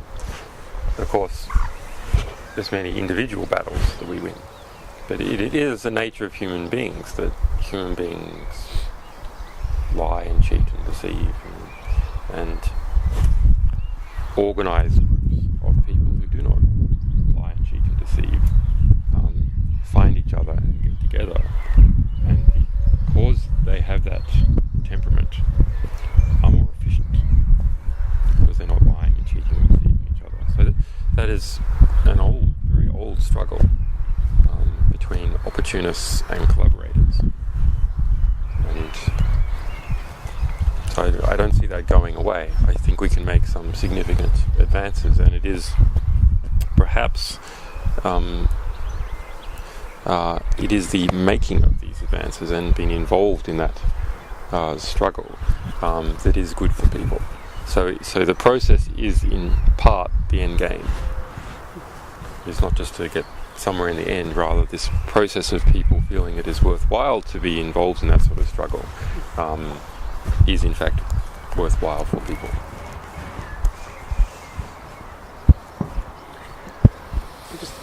It's a satisfying spiritual. You've obviously thought about this a lot. Let's unpack it. Well, we got a Maoist and say continual revolution. As we're walking in, can I ask you one last question that I was sort of wondering about on the way, which is that Scott talked about the subculture that's developed around all this, which is a really interesting idea for us to explore in the book, because it raises this question of, does the subculture create the demand that leads to the creation of the technology, or does the technology in fact create the subculture? It's sort of interesting cause and effect. I think you can argue this from both sides, but I think the technology permits the subculture. So once you have a whole bunch of young people who can communicate their ideas and values freely, then culture arises naturally. So, and that culture comes out of experiences and harmonizing with other cultures and stuff already in the record, but it also just comes out of the temperament of young people, the desire to find allies and friends and share in a process and to remove power from old people. So you're exception. But it's remarkable how uncreative old people are. Yeah, speaking as an older person, I agree. I speak as one as well. No, but I think part of your intellectual argument is that you start off relatively, the model you're using, the Stanford model, you start off with sort of human values, and then they get sort of co-opted, if you will, my word, not yours, with this sort of status model, that you're sort of forced into the structure of the stuff, and that the incentive system and constraints sort of put you into this box as you get older, and that's sort of right. Exactly. And with different systems that potentiate different ways of transmitting wealth or communicating values or making some types of group cognition more efficient than others. Right. And you're arguing that if you get enough of this sort of this group that you're identifying together, it in fact is a summary change in these complex systems. Right. It'd be interesting to see whether we have a bit of some sort of state change as well.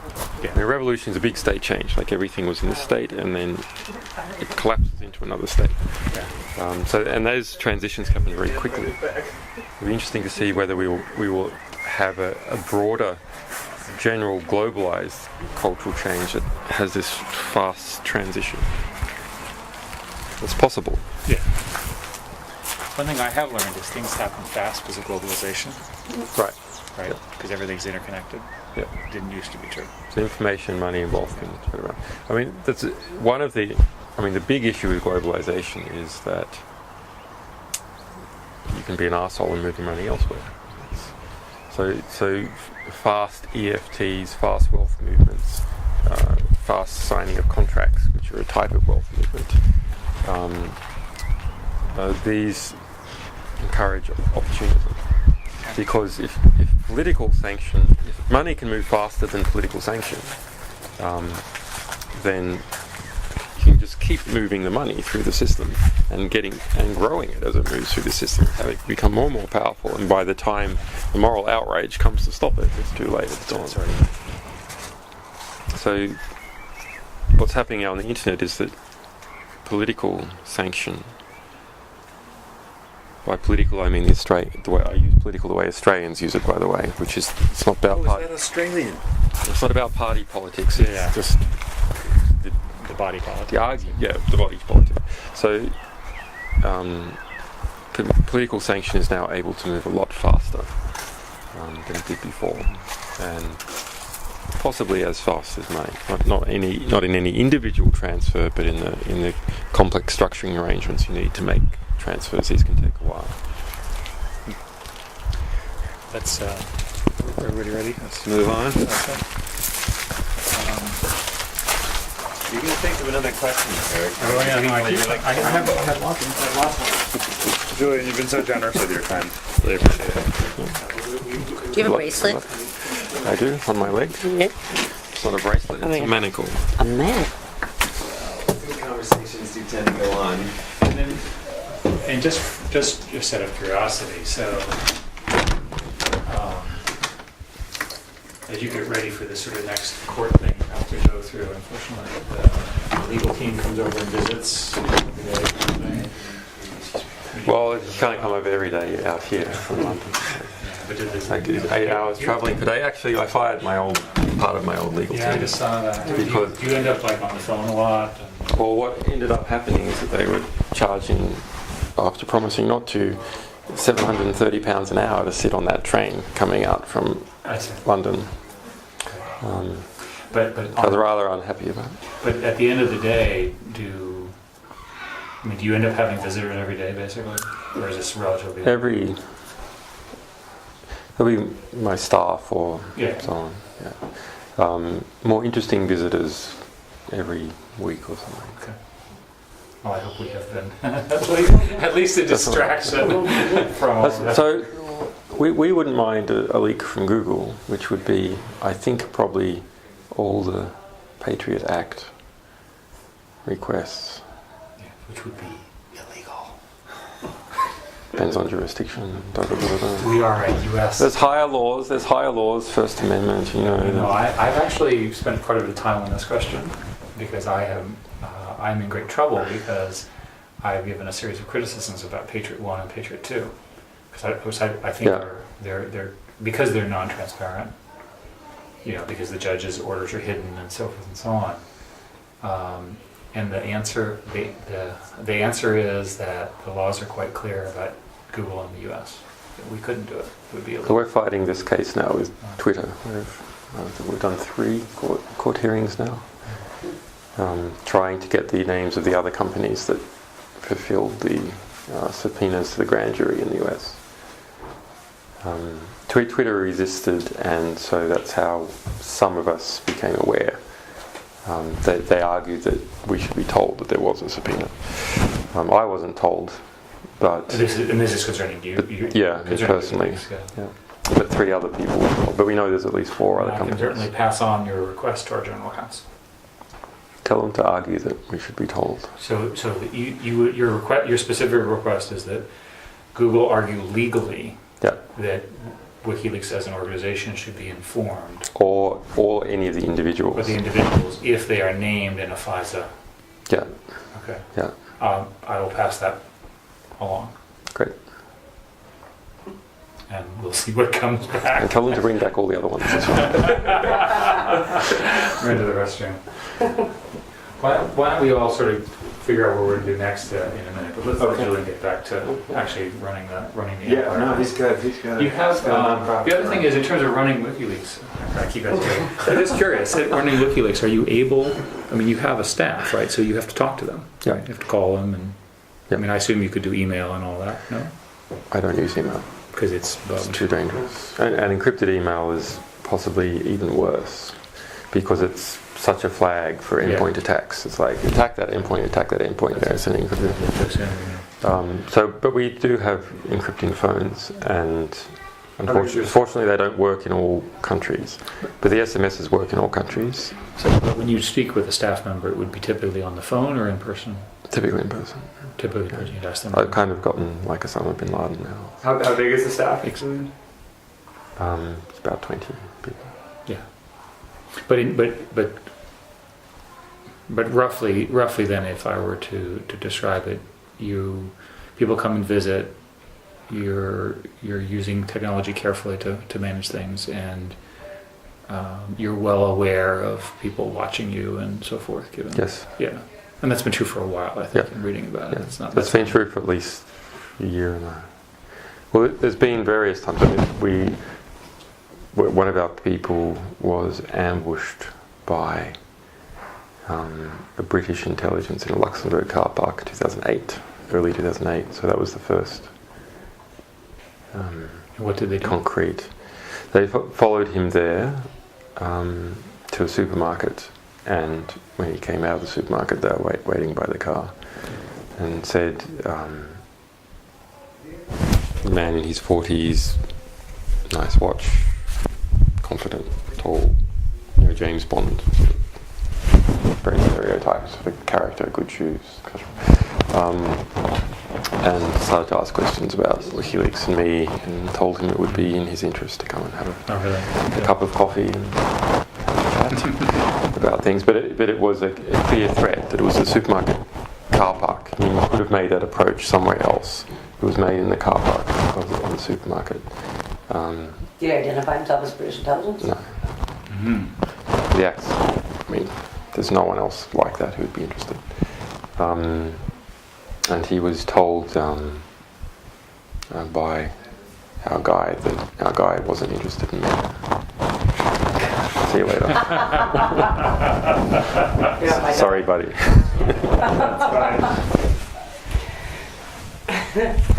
Now, how do we get the beginning part of what you have on tape to transcribe? How would you like us to? Well, we do that? should- Do you want to?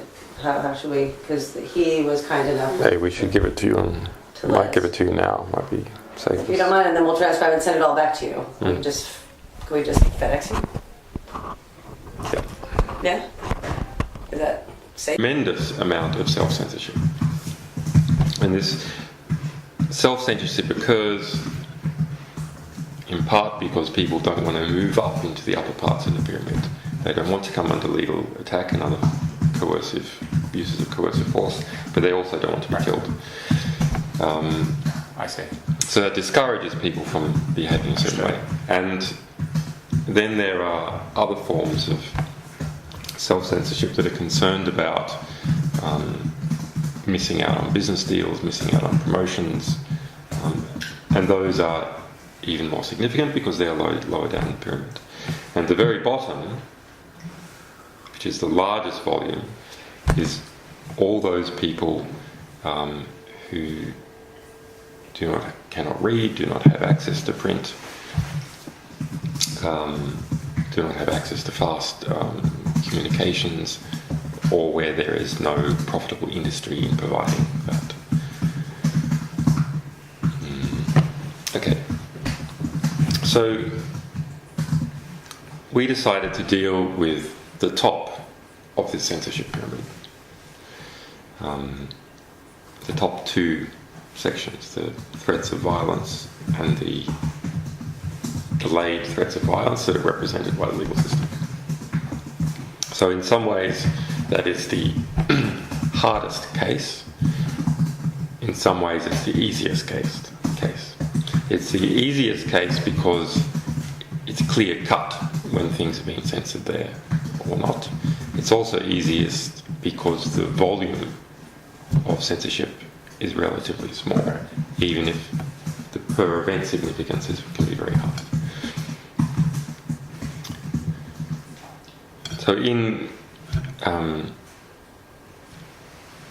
So before WikiLeaks had, although of course I had some previous political connections from other activities, we didn't have that many friends.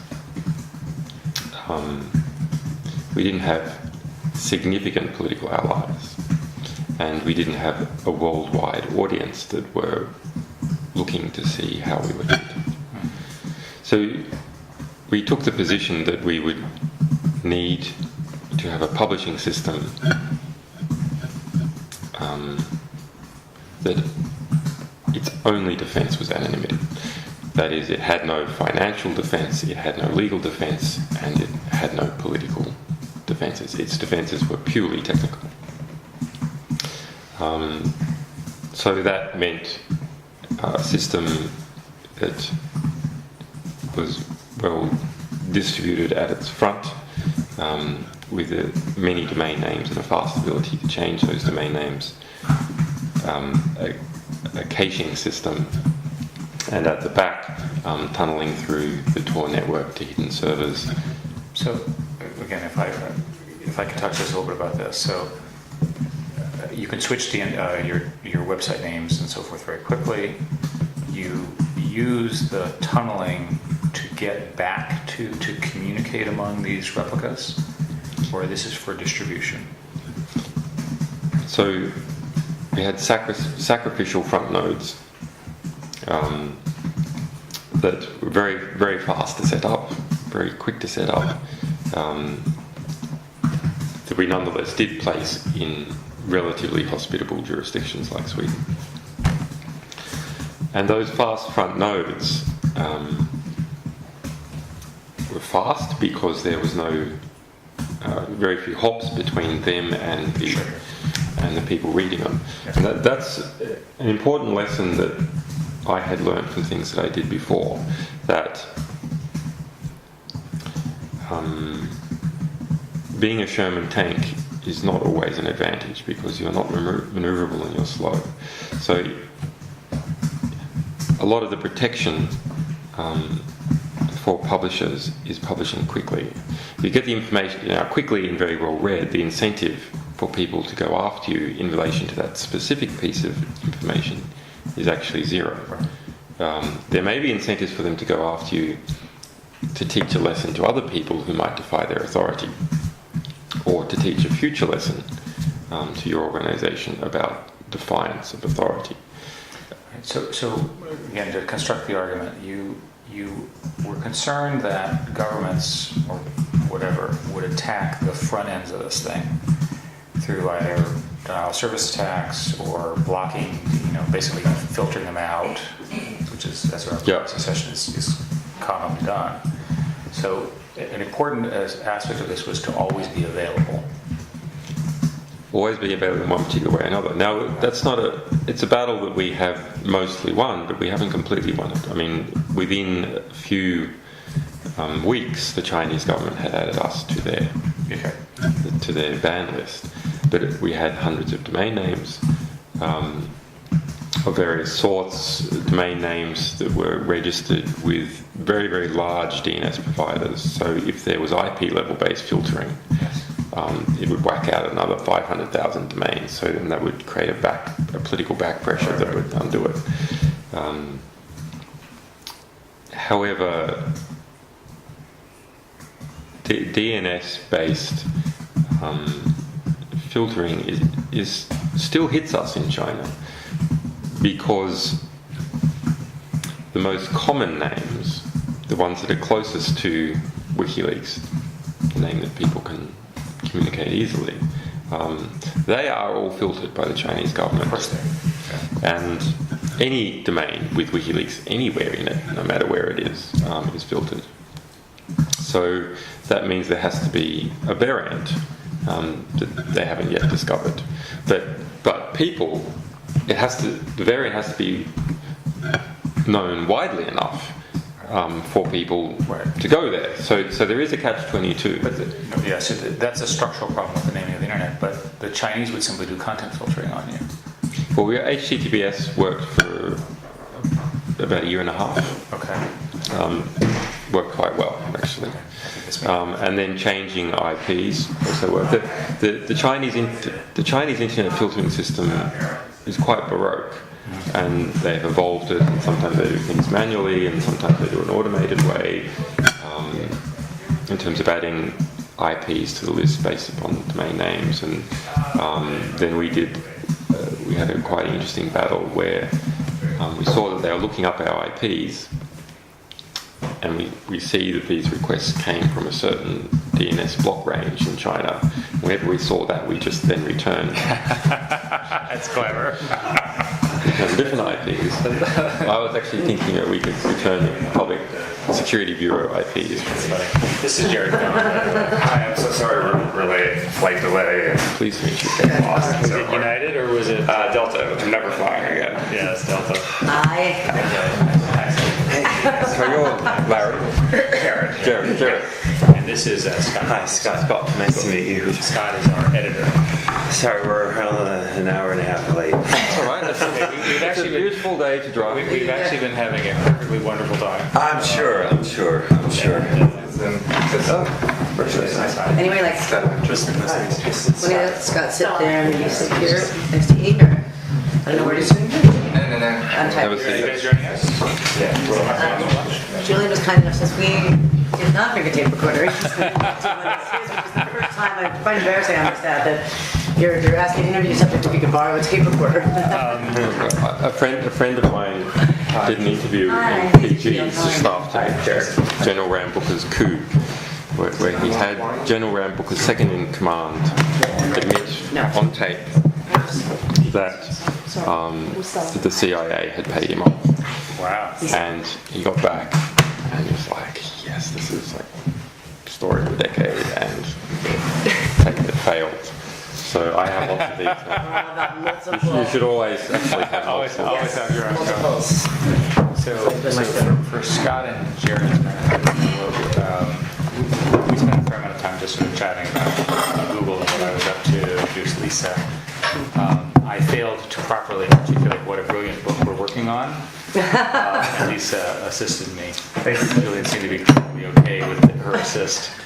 And then what we agreed was that we would talk about technology directions and maybe the implications of all of this.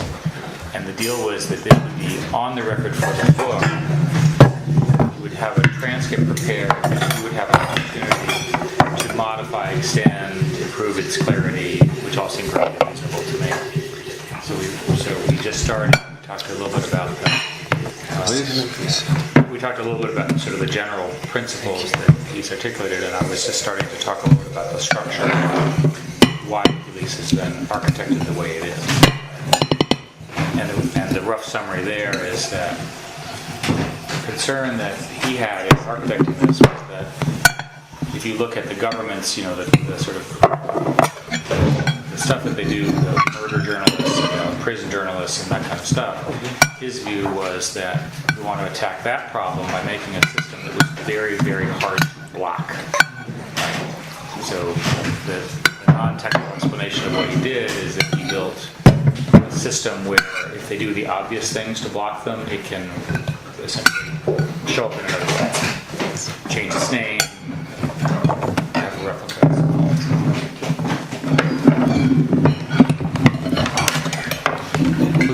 The replicating thing is very interesting. We developed an internal system to do some of these fast replicas. Not quite unsophisticated, but worked quickly. But I think this is. I've been thinking about this for a while now. I think that the naming of things is very important. The naming of human intellectual work and our entire intellectual record is possibly the most important thing.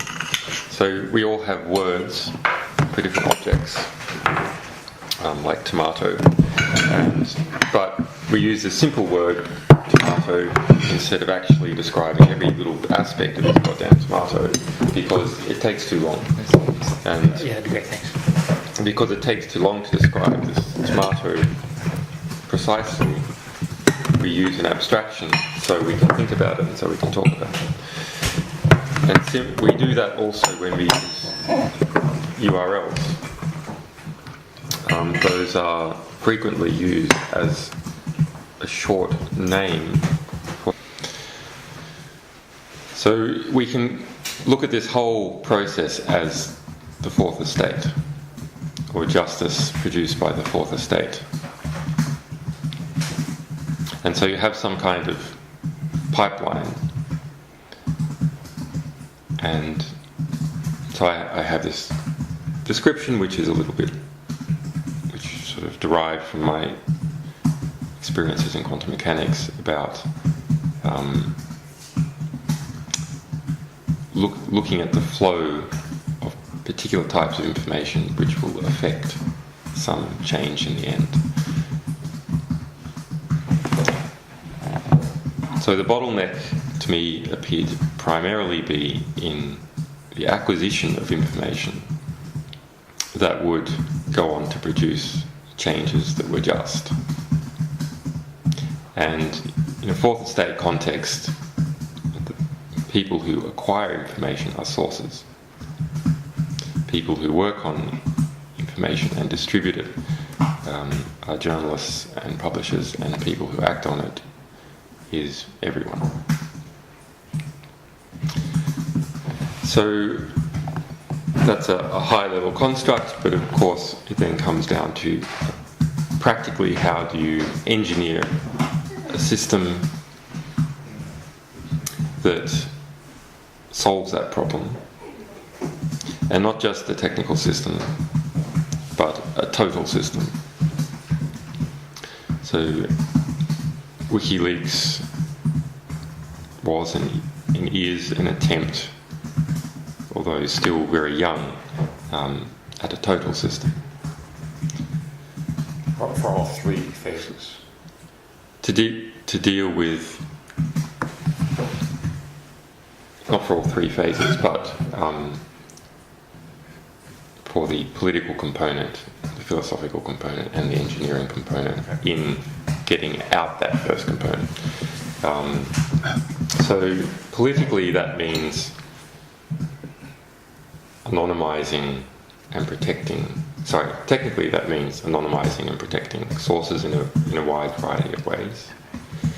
Politically, that also means protecting them politically and incentivizing them in a political manner. Saying that their work is valuable and encouraging other people to take it up. And then there's also a legal aspect. So what are the best laws that can be created in the best jurisdictions to operate this sort of stuff from, and practical everyday legal defense. So on the technical front, our first prototype was engineered for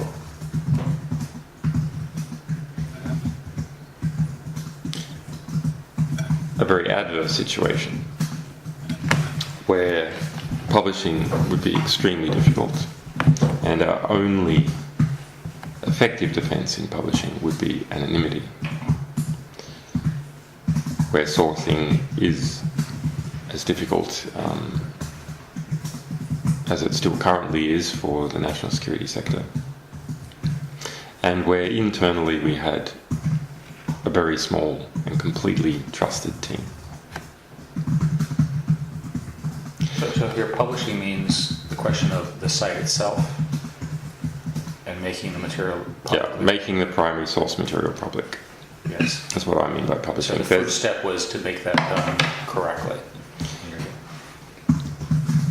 It was clear to me that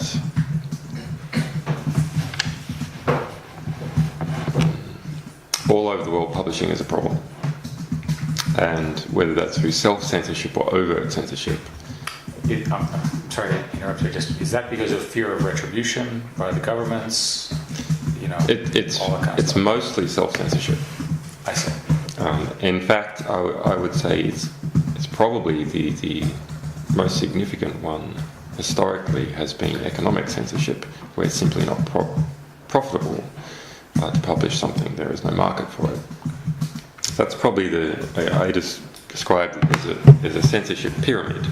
That is quite interesting. So on the top of the pyramid, there are the murders of journalists and publishers. And the next level, there's legal attacks on journalists and publishers. So if you think, what is a legal attack? A legal attack is simply a delayed use of coercive force, which doesn't necessarily result in murder, but may result in incarceration or asset seizure. So the next level down, and remember the volume, the area of the pyramid, we're talking about proper pyramid, the volume of the pyramid increases significantly as you go down from the peak. And in this example, that means that the number of acts of censorship also increase as one goes down. So there's very few people who are murdered. There's a few people who suffer there's a few number of public legal attacks on individuals and corporations. And then at the next level, there's a tremendous... Do you want us to sort of start eating? Well, we can do both. Yeah, just eat as you like. Is that okay? Okay. So this is... What's the date? June 23rd. June 23rd, this is a recording between Julian Assange, Eric Schmidt and Lisa Shields. to be used in a book by Eric Schmidt, due to be published by Knopf in October 2012. I have been given a guarantee that I will see the transcript and will be able to adjust it for accuracy and clarity. We agree. Can we start? I wanted to talk a little bit about Thor, right? That's sort of the whole Navy network and Tor or Thor? It actually means Tor. And Odin as well. Sorry. Thor, and the Navy network, and I don't actually understand how all of that worked. And the reason I'm interested in this is I'm fundamentally interested in what happens with that technology as it evolves, right? And so the problem, I would assert, is that if you're trying to receive data, you need to have a guarantee of anonymity to the sender. You need to have a secure channel to the recipient. The recipient needs to be replicated. You know, what I'd like you to do, if you could, is talk a little bit about that architecture, what you did in WikiLeaks technically, you know, what were sort of the technical innovations that were needed, and then maybe also what happens, you know, how does it evolve? Technology always evolves. So let me first frame this. So I looked at something that I had seen going on with the world, which is that I thought that there were too many unjust acts, and I wanted there to be more just acts and fewer unjust acts. And one can sort of say, well, what are your philosophical axioms for this? And I say, I do not need to consider them. This is simply my temperament. And it is an axiom because it exists that way. And so that avoids then getting into further unhelpful philosophical discussion about why you want to do something. It is enough that I do. So in considering how unjust acts are caused and what tends to promote them and what promotes just acts, I saw that human beings are basically invariant.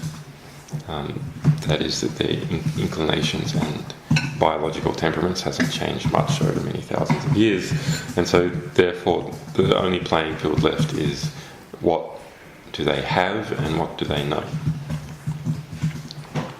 And have is something that is fairly hard to influence. So that is, what resources do they have at their disposal, and how much energy they can harness, and what are the food supplies and so on. But what they know can be affected in a non-linear way, because when one person conveys information to another, they can convey it on to another and another, and so on, in a way that is non-linear. And so you can affect a lot of people with a small amount of information. And therefore you can change the behaviour of many people with a small amount of information.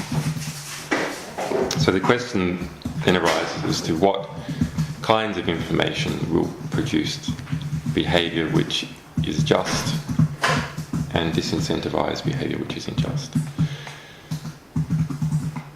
So all around the world there are people observing different parts of what is happening to them locally.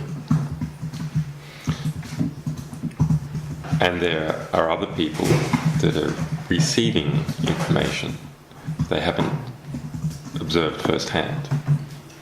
And in the middle there are people who are involved in moving information from the observers to the people who will act on information. And so these are three separate problems that are all coupled together.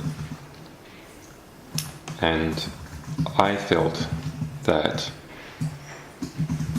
there was a difficulty in taking observations and putting them in an efficient way into a distribution system which could then get this information to people who would act on it. And so you can argue that companies like Google, for example, are involved in this middle business of moving information from people who have it to people who want it. The problem I saw was that this first step was crippled, and often the last step as well, when it came to information that governments were inclined to censor. Some human intellectual content.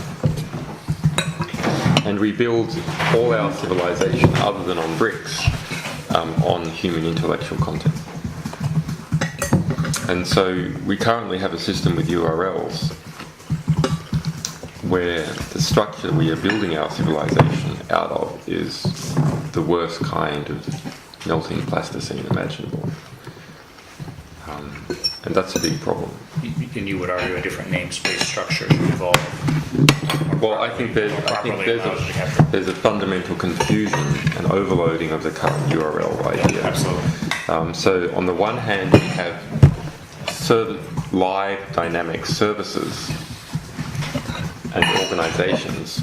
Well, there's three things. Live dynamic services, organizations that run those services. So you're referring to a hierarchy. You're referring to a system of control. An organization, a government that represents an organized controlling group. And on the other hand, you have artifacts. You have human intellectual artifacts that have the ability to actually be completely independent from any system of human control. They are out there in the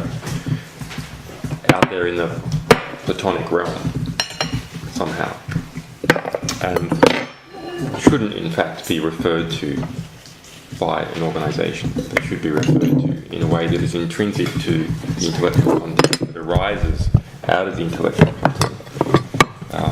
So actually I think that is an inevitable and very important way forward. And where I saw that this was a problem was dealing with a man by the name of Nahdimi Alchi. So he, a few years ago, was listed by one of the big business magazines in the UK as the 5th richest man in the UK. And he, in 1980, left Iraq. He'd grown rich under Saddam Hussein's oil ministry. And is alleged by the Italian press to be involved in a lot of arms trading there, and has over 200 companies run out of his Luxembourg holding unit, and several that we discovered in Panama. Has infiltrated the British Labour political establishment to the degree that on the 20th business birthday in London, he was given a painting signed by 146 members of Commons, including Tony Blair. He's the same guy who was a principal financier of Tony Rezko. Tony Rezko was the financier and fundraiser of Roy Blagojevich from Chicago, convicted of corruption. Tony Rezko's been convicted of corruption, and Barack Obama. He was the intermediary who helped Barack Obama buy one of his houses, and that money, not directly for the house, but buoyed up Tony Rezko's finances, came from Nahdimi Alchi. So during the, this is detailed, but we'll get to a point. During the 2008 presidential primaries, a lot of attention was turned towards Barack Obama by the US press, unsurprisingly. And so it started to look into who were his fundraisers, discovered Tony Rezko, and then they just started to turn their eyes towards Nahdimi Alchi. Alchi then hired Carter Ruck, a rather notorious firm of London libel solicitors, whose founder, Carter Ruck, has been described for doing for freedom of speech what the Boston Strangler did for door-to-door salesmen. And he started writing letters to all the London papers that had records of his 2003 extradition to France and conviction for corruption in France over the Elf Aquitaine scandal, where he had been involved in taking kickbacks on selling the invaded Kuwaiti government's oil refineries in order to fund their operations while Iraq had occupied it. So The Guardian pulled 3 articles from 2003. So they were 5 years old. They've been on the Guardian's archive for 5 years without saying anything. If you go to those URLs, you will not see removed due to legal threat. You will see page not found. And one from the Telegraph, and a bunch from some American publications and bloggers and so on. So actually, important bits of history, recent history, that were relevant to an ongoing presidential campaign in the United States were pulled out of the intellectual record. They're also pulled out of the Guardian's index of articles. So why the Guardian's published in print, and you can go to the library and look up those articles, they're still there in the library. How would you know that they were there in the